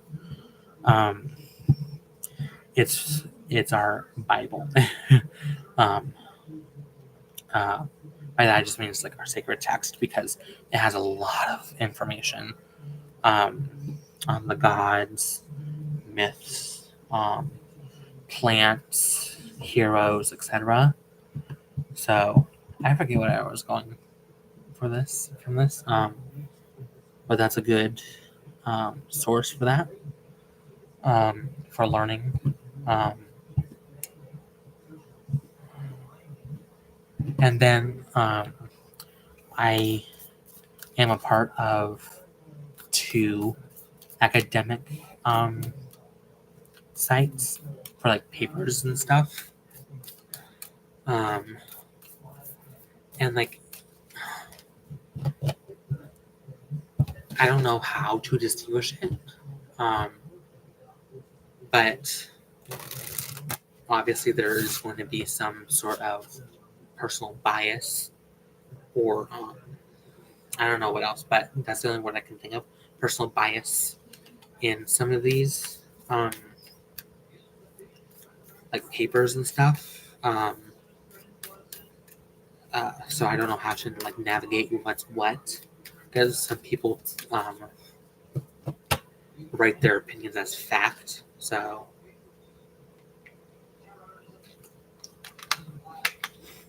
but I found like I think like at least 20 papers on Poseidon and like history and stuff of him.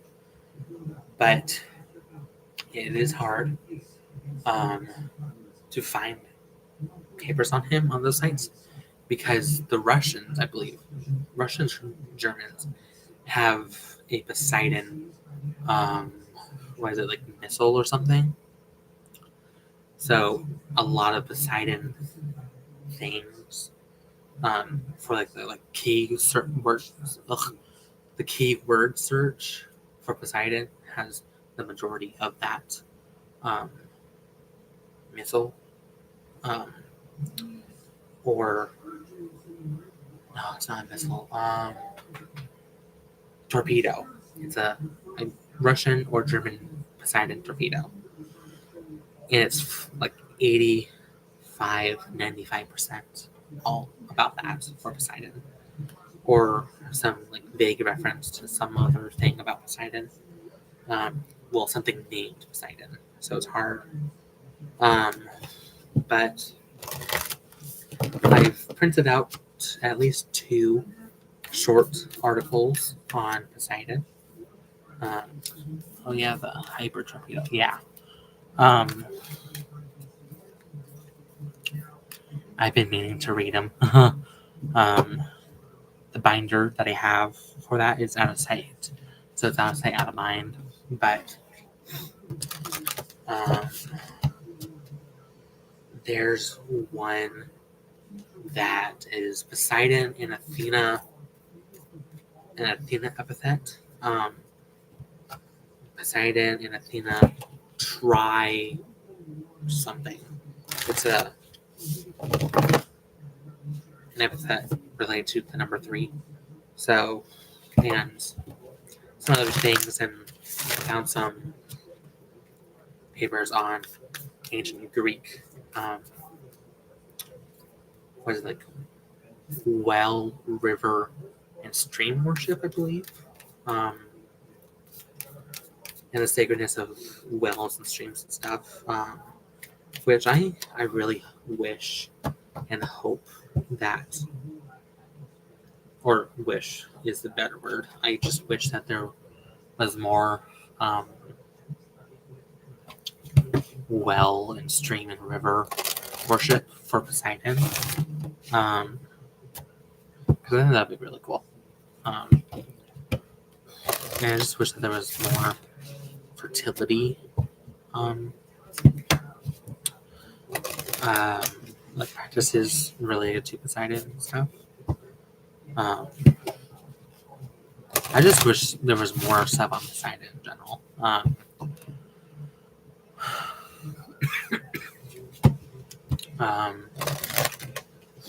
There's a book called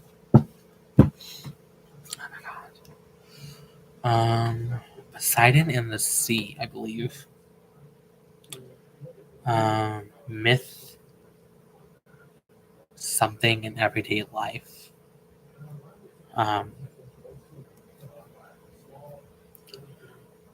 Let's see here.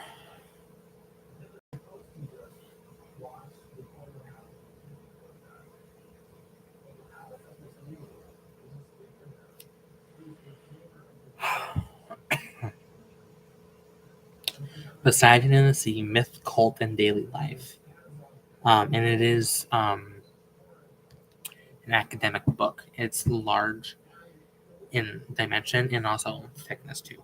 But a lot of the thickness is like a catalog of the frescoes, the pottery, and stuff like that. and also sources. I haven't finished it yet, but it's probably going to be. It is dry because it's academic. However, the person who wrote the book or curated the book and study and research, there is a lecture on YouTube for free with the same information. So there's that. I just wish another thing that we could also find more information on his origins as well, because I do like history. And Poseidon is the only one out of my 5 deities that I really feel drawn to look up his history and stuff, and his cults. He's the only one, like I said. But so far, as we know, his origins are from Minoan culture. Same here. I like history and mythology. Yeah, it's fantastic. Um, I'm starting a commonplace book soon, and history and mythology and other things are going to be the main topics in there. Um, and yesterday or the day before, yesterday, I wrote down all the topics that I wanted to talk about and research and stuff, because I want to do um, a key, because I have these dot stickers. There's 10 of these rolls with different colors. So I want to use them to for a key for different subjects and stuff. Um, so I want to use them for that, for the different topics. So I was going through that. So there's a lot of stuff I really like. There's going to be a color for etymology. Etymology. I need to clarify that because people get it etymology, and I forget how to pronounce it, but etymology, etnology. I don't know, but they get confused with the study of bugs and insects. So, because etymology is the study of the origin of words, because that's one of my things I love. I don't know why, but I just love to find the etymology of words. So the origins of words. So etymology, differences, because I feel like in society and school we don't learn the differences between words, because there's a difference from mother and mom, father and dad, and stuff like that. So that's my differences subjects that I want to do.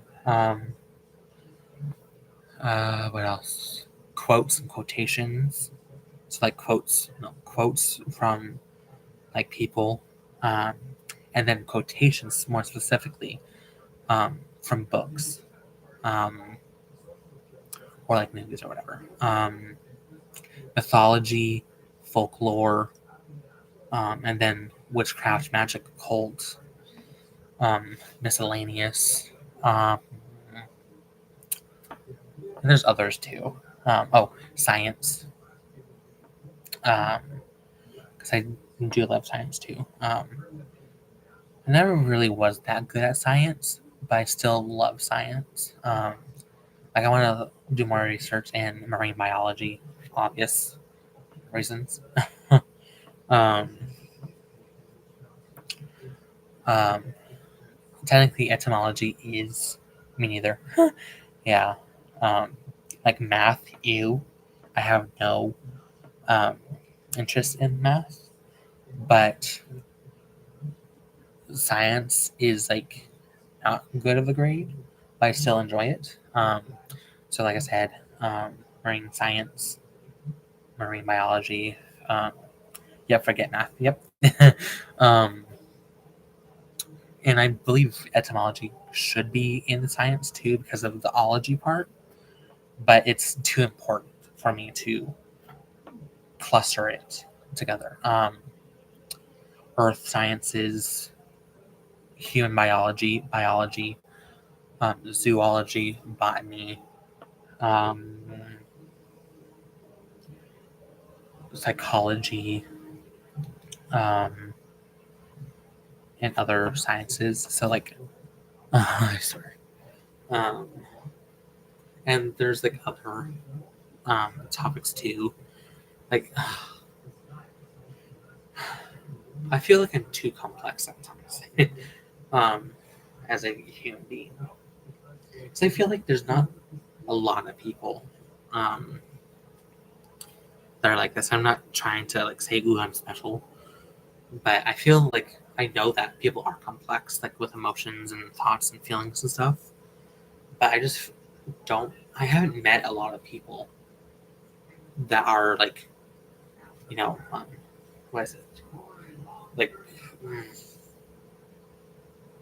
putting their hands in a lot of different like subjects and stuff. Um, I'm an artist. I love to draw and paint too, but I prefer drawing. So I had gotta learn art. I do like sculptures too, art history. Like I said, all the sciences and etymology. I get what you mean. It's like, and then you have life on top of it in general, and then health problems, and then taking care of my dad, and then our dog. Like, ugh, I suck at art and drawing. Well, it can be easy to draw. I mean, it can be easy to partake in art. You just need the discipline and stuff, and I'm not dogging on you. I'm just saying, but that's where the issue for AI art is. You are not an artist if you um, do AI art, um, and that's one of the videos I want to create as well. Um, my point of view on AI art and AI art bros. Um,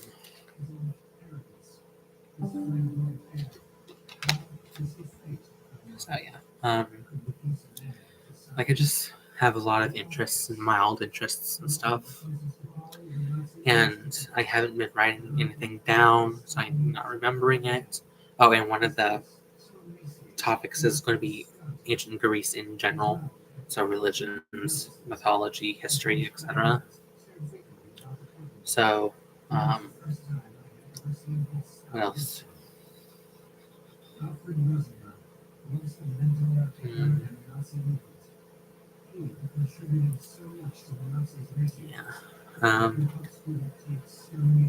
like I just wish I can have the money to buy all the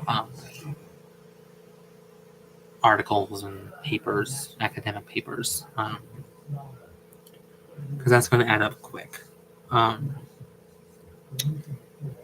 and I just wish that we can have like actual true facts instead of biased opinions taken as fact and stuff. Because I just want the fucking truth, okay? um,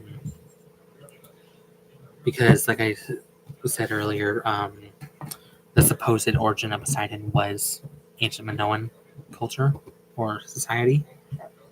Excuse me. But interestingly enough, supposedly he was the ruler of the underworld and not an ocean, water, earthquake deity. Um, if I remember correctly, Demeter and Persephone were his wife and daughter, I think. Um, and it sucks because most of this information has come from Wikipedia. And, like, they're not really linking. I don't think they're linking the sources that they get that from. But I'm going to have to look on their website, on the page for Poseidon. I know it's interesting. And I was like, oh, I just wish that we could, what is it, like the morphology? For more simple term, I guess, would be the evolution. I just wish we could see the evolution, or like the creation with the evolution of deities and like cultures and stuff and practices. Because it'd be really cool to see, like, because that's just like a supposed origin. Because Poseidon and like his worship, he could have went by a different name for all we know, and he could be from a different location.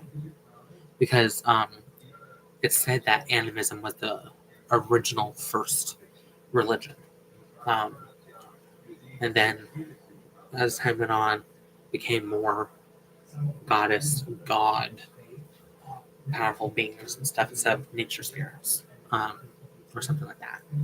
So I just wish that we could see, because and then like that is true. He could have, and we would never know exactly. And then things getting lost, like tablets getting lost, tablets being destroyed unintentionally and intentionally, and then oral traditions were original for um, writing and alphabets or whatever. So there are dozens of myths that were never written down, and then the people died, so we don't have those myths anymore. And there could be heroes, gods, um, whatever, that are missing, that are unknown, unnamed now. Um, and then that can get into like, do they even exist now? Because like the whole argument of names being important, giving something power. Like, are they less powerful, or are they as powerful? Um, do they cease to exist? Don't forget all the unseen millions of scrolls that the Vatican has locked up. Yeah, that too.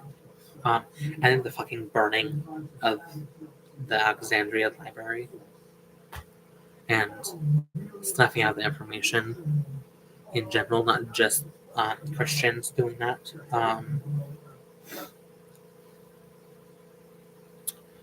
And then, like, um, whether the unintentional of, like, accidentally dropping something or breaking something, but then also, like, the weathering due to wind and water weathers thing. So there's that. And then boats sinking, like I said, with the treasure card.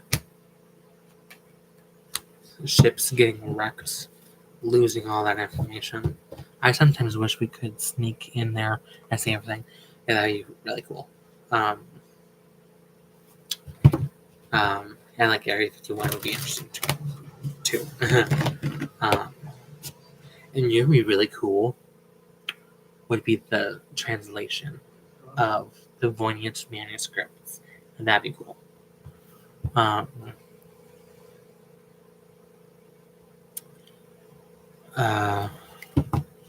I'm just so fascinated by like almost everything. The coral card, my favorite.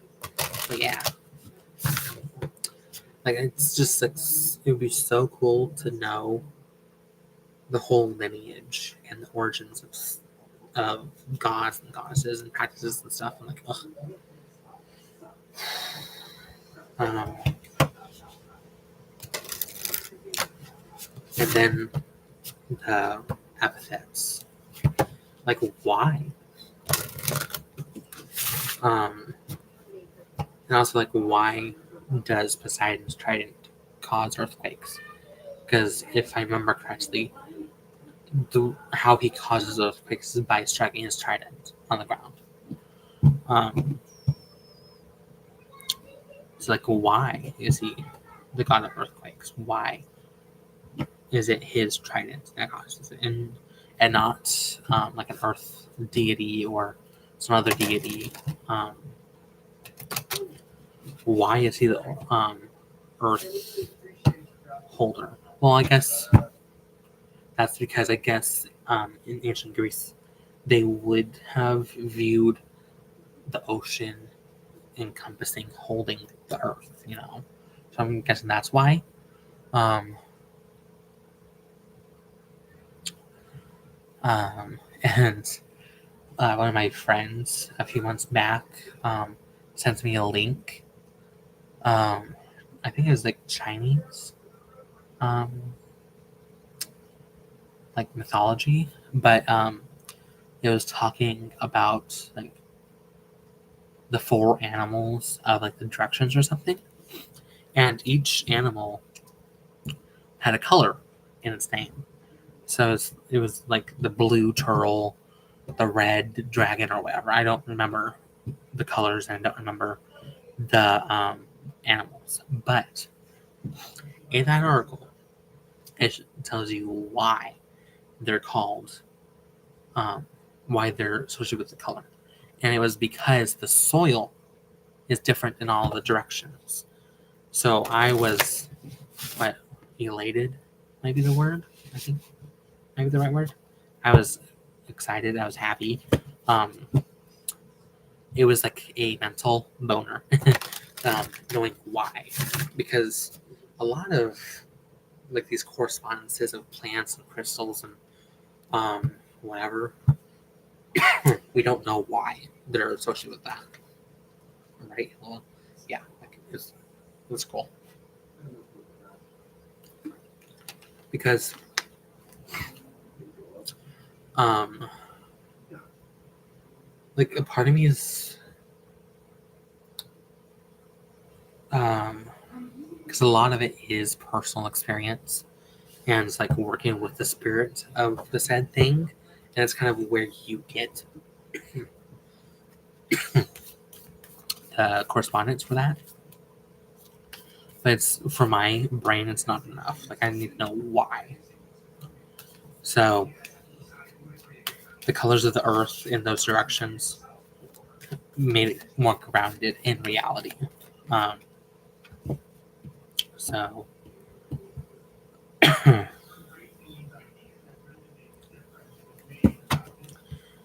um, what else?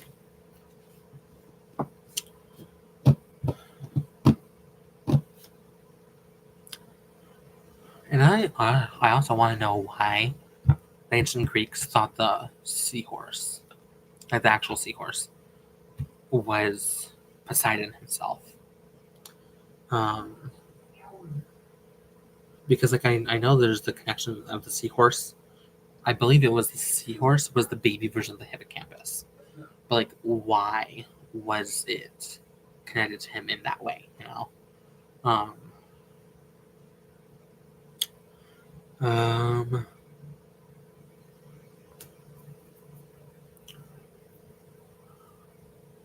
and I want to know if there were any cults that he had.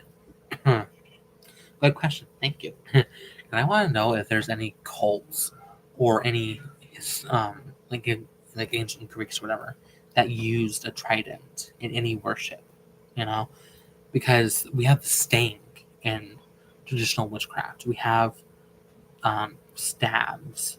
This is a stang, a three-pronged stang.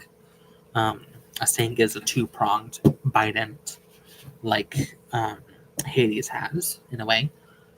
So, was there a cult that drew power from the trident, or like used the imagery heavily in their cult practices? Because for the stang, it was the stang was used as like a part altar, part crossing over the hedge, going into the astral realm, and some people view the stang, the two pronged um, thing. Uh, I'm drawing the blank. Anyways, A lot of people think or use this thing as the Axis Mundi, of going up into like the heavens, the above world, and then going down into the underworld, kind of like Midgard and all those um, realms for another culture. So like did people think that of his trident? Um, and I've tried to look into the history of the trident, but there's not that much information. Because like, well, where did they come from? Why is it three? Um, and were the first tridents wood or were they metal? How were they cast? Um, and on a normal Greek um, like business or whatever, how many would they use? Um, were they all metal? What kind of metal? Were there different weights? And were there ones for kids? Because like fishing rods come in kid sizes. So were there ones of wood? Were there ones mixed with wood and metal? Like this part, the shaft, was it wood and then this metal? I need answers. um,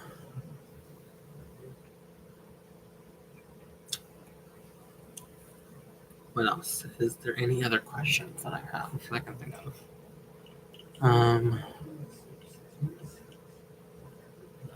Why are the gods depicted as their age? How Poseidon and Zeus are portrayed as or described as mature males. If we only knew, I know. If only we knew.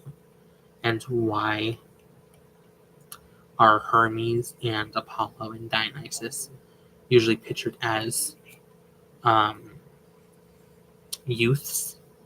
Like, why is that? Um, and when I was talking about the statue, I meant to say Poseidon is a father figure, and I would have never thought that I would have a naked Poseidon statue or imagery, because father figure, you're not really supposed to see him nude. Um, but with this one, like I just immediately knew that I needed to have it, and seeing him nude does not bother me. So personal growth there. um, and the thing that's hanging on him is my new clear quartz pendulum. I had one for many, or I still have one, the original one. But it's a clear quartz pendulum. But I keep on losing the first one. And whenever I find it, I lose it within days or a week or so. So that's staying right there with him for right now. Me neither. And now I'm interested in working with him. Yay. Um, I also kind of maybe want to create a tarot deck for him, for Poseidon. But I don't know. I'm not really a fan of. I'm not even sure if there's not that many one deity centered oracle. Tarot decks out there. It's usually goddesses or like a pantheon in itself. I have a Greek pantheon tarot deck. There's some Norse ones too.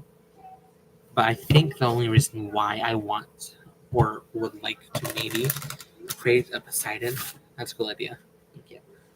But I think the only reason why I want the Poseidon tarot, excuse me, is because tarot is more popular. a lot of people feel like, or I perceive, anyways, I perceive that a lot of people think that tarot is more professional, um, more magical, more divinatory than oracle. Um, because everyone knows what a tarot deck is. Not a lot of people know what an oracle card or an oracle deck is. So, but I have seen an increase in oracle decks, and oracle decks being purchased and stuff, and I do prefer oracle decks more so than tarot. However, my collection might say otherwise. I haven't taken stock in my collection, but I do believe I have a few more tarot decks than oracle. But I do prefer oracle. But yeah, look at that, gorgeous.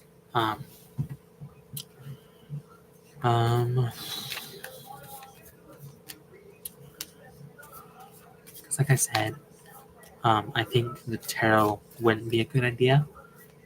I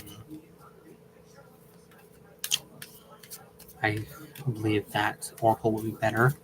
And it would be kind of set up like the Isis and Kali oracles, because I don't know how many of them, but a lot of those cards are epithets of the deities. But Poseidon doesn't have that many. So, and the majority of his epithets are city-centric. So there's one for like he like, and I think one for Corinth. I don't know, but he like is one I remember for sure. So where he had a major like temple worship, he had a corresponding epithet related to that city, or polis, I believe it would be called. So the lighthouse keeper, guidance, solitude, and safety, flipped. Just wanted to say that out loud. So, so he doesn't have that many that are centered around like occurrences or whatever. Because, like I said, he does have one for the one who holds up the earth, the one that the earth shaker, the one that dashes against the rocks, and some others. I think there's like at least, or like at max, 7 non-city related epithets, and some do repeat or are spelt differently, to my knowledge. So I don't want to repeat epithets. Oh, Pater and Soter, I believe, are ones that he has as well. One is Father and one is Savior. Pater is the Father. I believe Soter is the Savior. So there's those as well. And there are 2 prayer books. I have both of them, but I don't use them a lot. But what is it? Depth of Praise, a Poseidon devotional, and Poseidon and Sea Spirits. Worship. It's a long secondary subtitle. I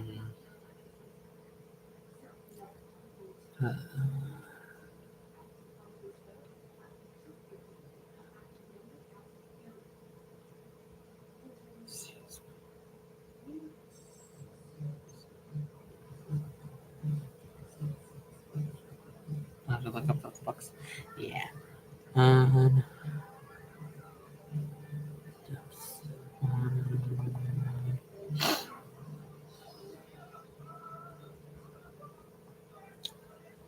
okay.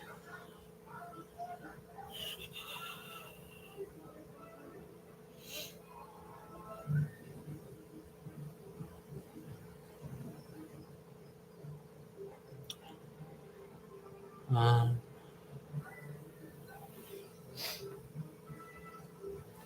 what is it? I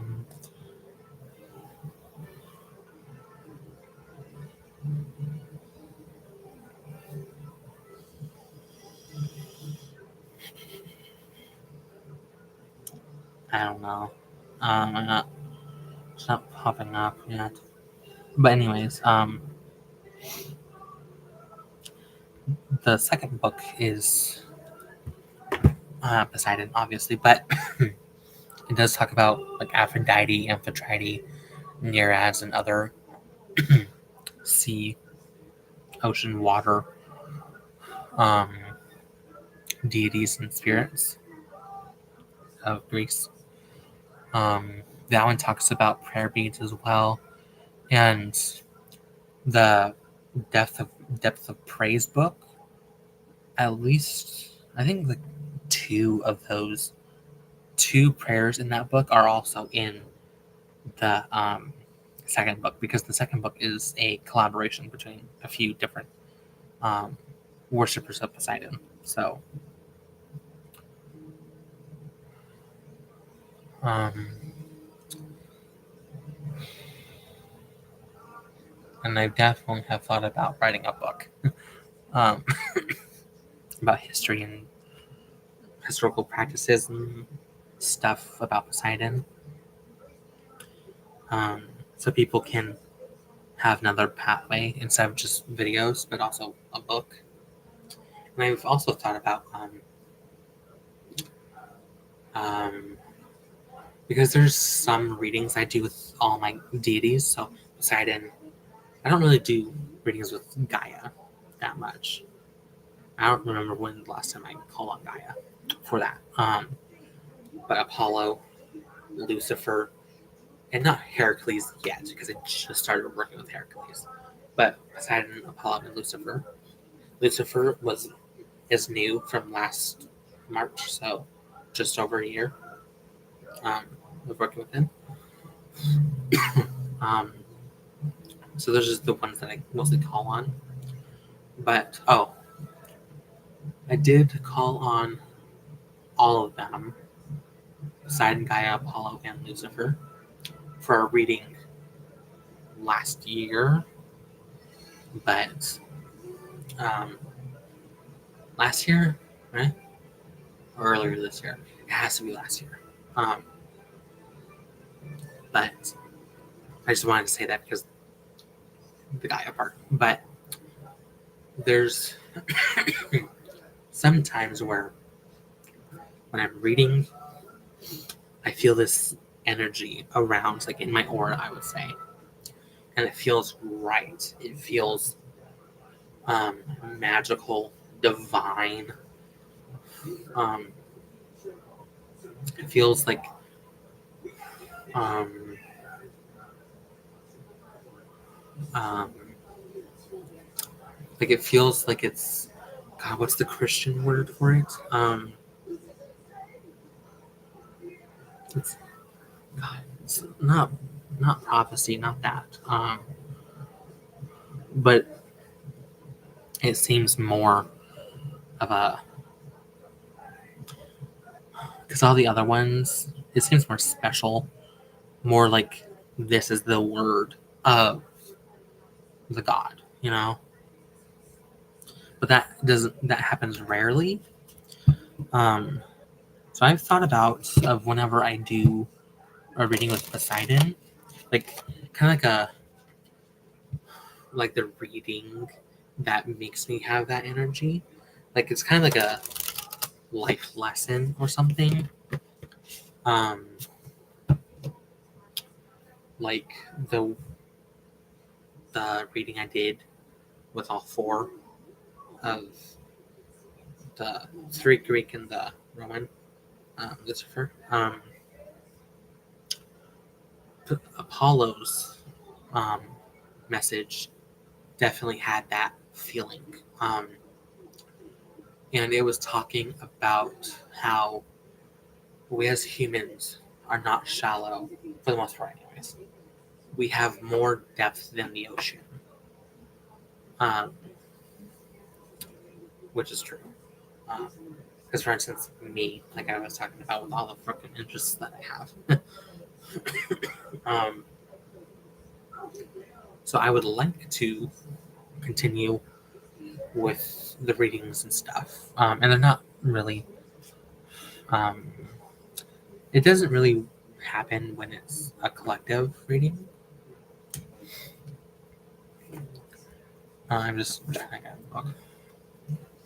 And I would like to collect the readings that have that vibe that I get from them, but specifically Poseidon. And I would like to turn it into a book. And I would love to have it in these dimensions because I love small books. They're cute, they're gorgeous. And this is the hardcover edition of Meditations by Marcus Aurelius. Still at the beginning, but I would like to get them published, or at least self-published, just for me, anyways. That would be cool. Yeah, because a part of me is like I would like it for myself, just to have kind of. That's probably definitely most likely Christian influence to have my own Bible in a way. It's just life lessons, like just like the Bible and stuff or whatever. So it's like, am I going after this to make myself think that Poseidon's as real and as valid as the Christian God? Or their doctrine, because they have a physical book with other teachings. So I'm exploring that idea as a possibility of like why I think I should publish it. At least just for myself. Because I'm not even sure if I want to publicly publish it either.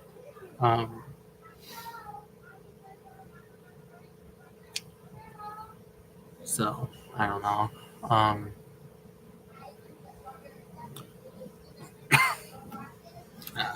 don't know. And it would be pretty cool because this is Penguin Publishing House, I believe. I just wish I could have them. Yeah, Penguin Books. Because I don't want the same design, but I want the hardcover. The color is fantastic because blue.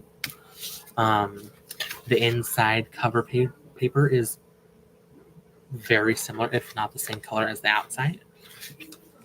The paper is ivory or cream because I hate white paper because it blinds you. And I love that's textured too. And again, the sizes, and I don't know how,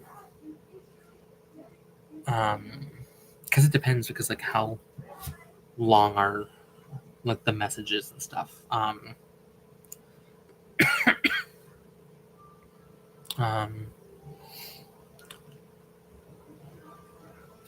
Because I do love the dimensions of this book, how thick it is. I love chunky books. And plus it might be also because the Bible is a thick book too. So like maybe it's more valid if it's thicker, or like I want to have as many messages as possible in one book instead of making different editions or something like that. So I don't know. And like maybe it's like self-serving or like self-centered or egotistical in publishing it or something. I don't know. These are just ideas and thoughts. But yeah, and it does. This detective does go pretty well with this book. And I've thought of actually, like, whenever I have this or whatever, this idea of making and binding one for myself, because it's actually special because it's labor intensive, creativity, money, because like the whole sacrifice thing, and it's it's like a devotional act for Poseidon. To it's not. I'm not going to say waste money because it's not a waste. It's sacrifice, especially since I don't have that much money because I'm unemployed. But it would mean more if I did it myself. Because I do have a mild interest in book binding. I've seen Nick the Booksmith. I've seen others.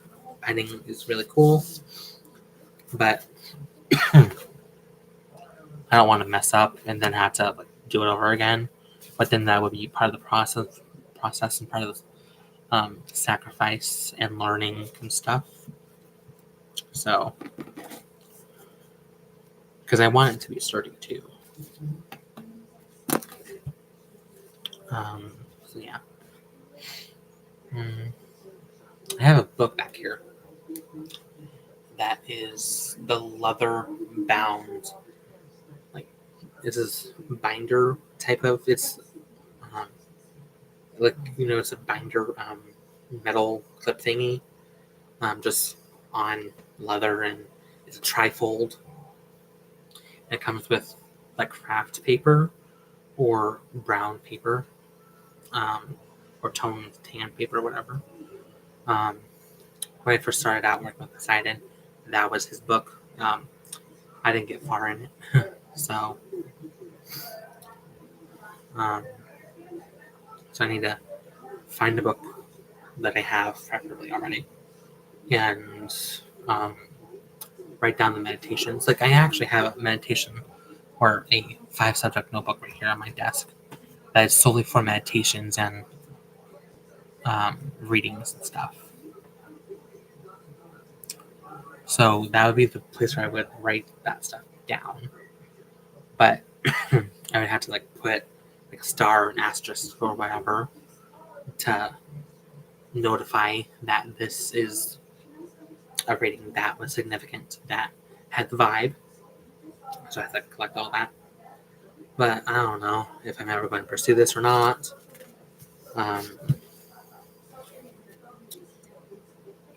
So I don't know. And plus, for me, I would definitely have to deconstruct this or whatever. But to me, a prayer book or whatever you want to call it, of Poseidon messages being this thick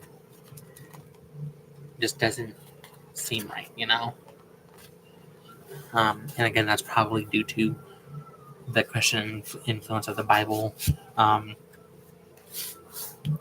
also my liking for thicker books too. Maybe thinner books are not valid in my thinking, and thicker books are valid.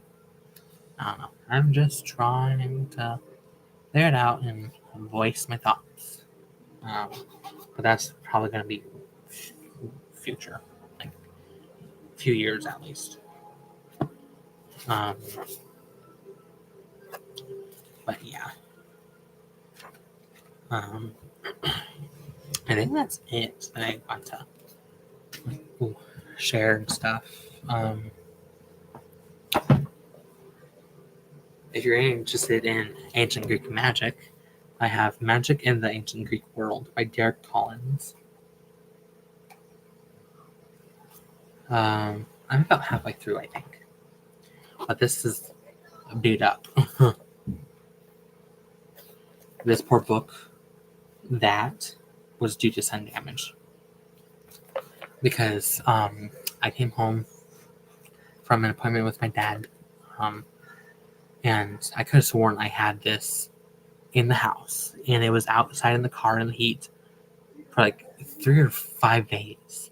So that's why protective lamination is peeling off. Oh, definitely interested. So here's one of the resources. Not exactly what I was expecting so far, but and there's quite a few ancient Greek magic and witchcraft and stuff books, but um, the historically academic ones are all over $30. 30, 40, $50, $60. Yep, the good old Arizona heat don't leave anything in the car. Yeah. It's crazy. But like one of my, I really want all those books. I look, I'll look. Also, cool. It's definitely helped me with some vocabulary, some words. Um, Technically, I would have to change my YouTube name because it says Magoi. Because Magoi is the plural for the Greek. It's like magician, sorcerer, something else. I can't think of. But it would technically be Magus or Magos. So Magos. Um, but I grew attached to the oi part because I like how it sounds and it looks a little different. And plus, um, Magos, I think that's how it's pronounced, but it's really close to Magus, and I don't really like that. Um, I guess it's part of me wanting to be a little bit different because I am an Aries, and we like to be rebels and different. I have a few Aries placements, and I'm also um, I have a few placements, and one of the placements is my moon sign in Aquarius. So Aquarius is definitely like to be different. So I had to deal with that. I think that's all. Because I had to go get something outside that's delivered. But um, I love this. I definitely need to try and um, get it used up before it goes bad. Because this is a tester. I've used it a few times and it's gone down like by that much. So um, I definitely need to try and see if Poseidon likes it or not. Because I like it. I like the smell. Um, so that's that, I believe. I'll see you next time, and thank you, Jim, Witchy Jim, for stopping on by and being here for most of the live.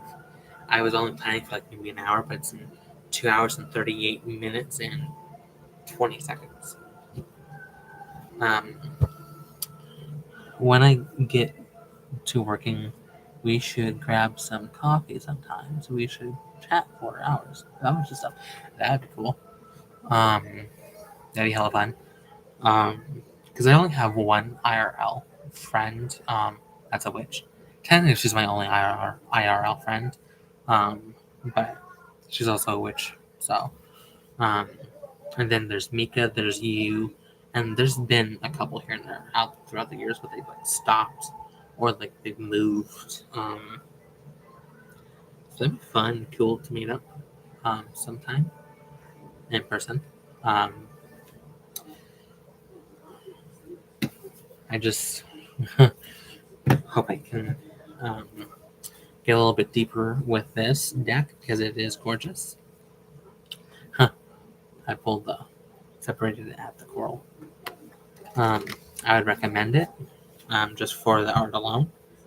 But I definitely need to get to know his personality and stuff like that. Work with it more. Like I said, I do like the backing, but it just doesn't go with the artwork on the face of the cards. Um, I'm excited for Mr. Freiborg's mermaid themed tarot because that's also going to be dedicated to Poseidon. So I think I'm going to store this. And again, I love the inside and the outside. And I love how sharp it is too. Like not necessarily like it looks gorgeous with the corners, how sharp it is. But sharp is sharp. It's gonna hurt. But I love the sharpness of the sides. It looks nice and clean and sharp and delicious.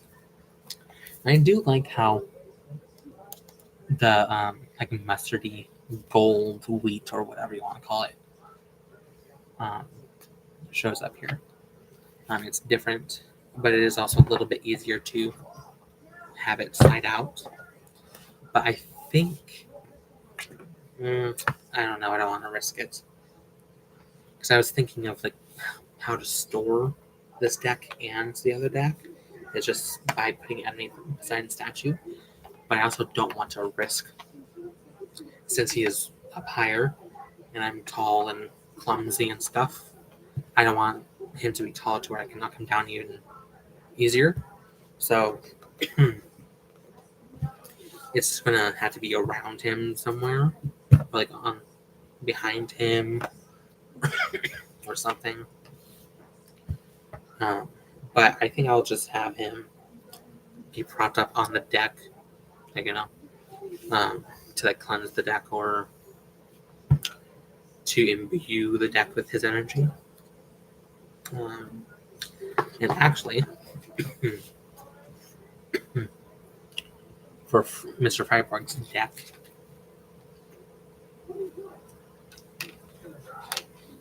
I'm 99% sure that the deck box will be a tuck box. I hate tuck boxes.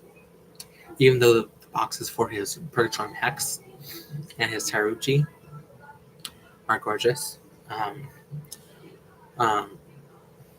prefer clamshell boxes. But for the mermaid deck, I have thought of creating a clamshell box for it. But instead of just the box, I'm going to create like a top and a bottom layer in a design of a clamshell. Or, not clamshell, sorry. Not abalone. Scallop shell. But I'm going to try and find some sort of like pearlescent fabric or pearlescent paint and paint it more pearlescent, just to have it look more cooler and beautiful. Because it would be again dedicated to Poseidon, and I want to have it to be even more special. And I don't like, because the printing publisher or whatever that Mr. Freiburg uses, the tuck boxes are a little bit weaker than regular tuck boxes. The Purgatorium Hex is a 70 card oracle, of course with the guidebook too. And I swear, when I first got it, I thought the bottom was going to fall out because it was so thin. The paper was so thin. So, I'll see you next time. I hope you enjoy it, the live, and I hope that you would buy the deck because it's gorgeous. See you next time. Have a good day, night, evening, morning, whatever. Have a good night. Thank you, you too. Gucci Jim. Please like and subscribe. See you next time. Bye. Oh, before I forget, this deck came within less than a week. So, and I thought it was going to be like maybe 2 weeks because it wasn't Amazon. So, it's not like a multi-million-dollar corporation that can afford fast shipping. So that's pretty cool. It took like maybe 5 days, and I'm just now realizing it. But this part of this box is a little crunched. There we go. But I don't mind. It's just a little nick, and it's the bottom of the deck box. So fast shipping, fantastic. Bye.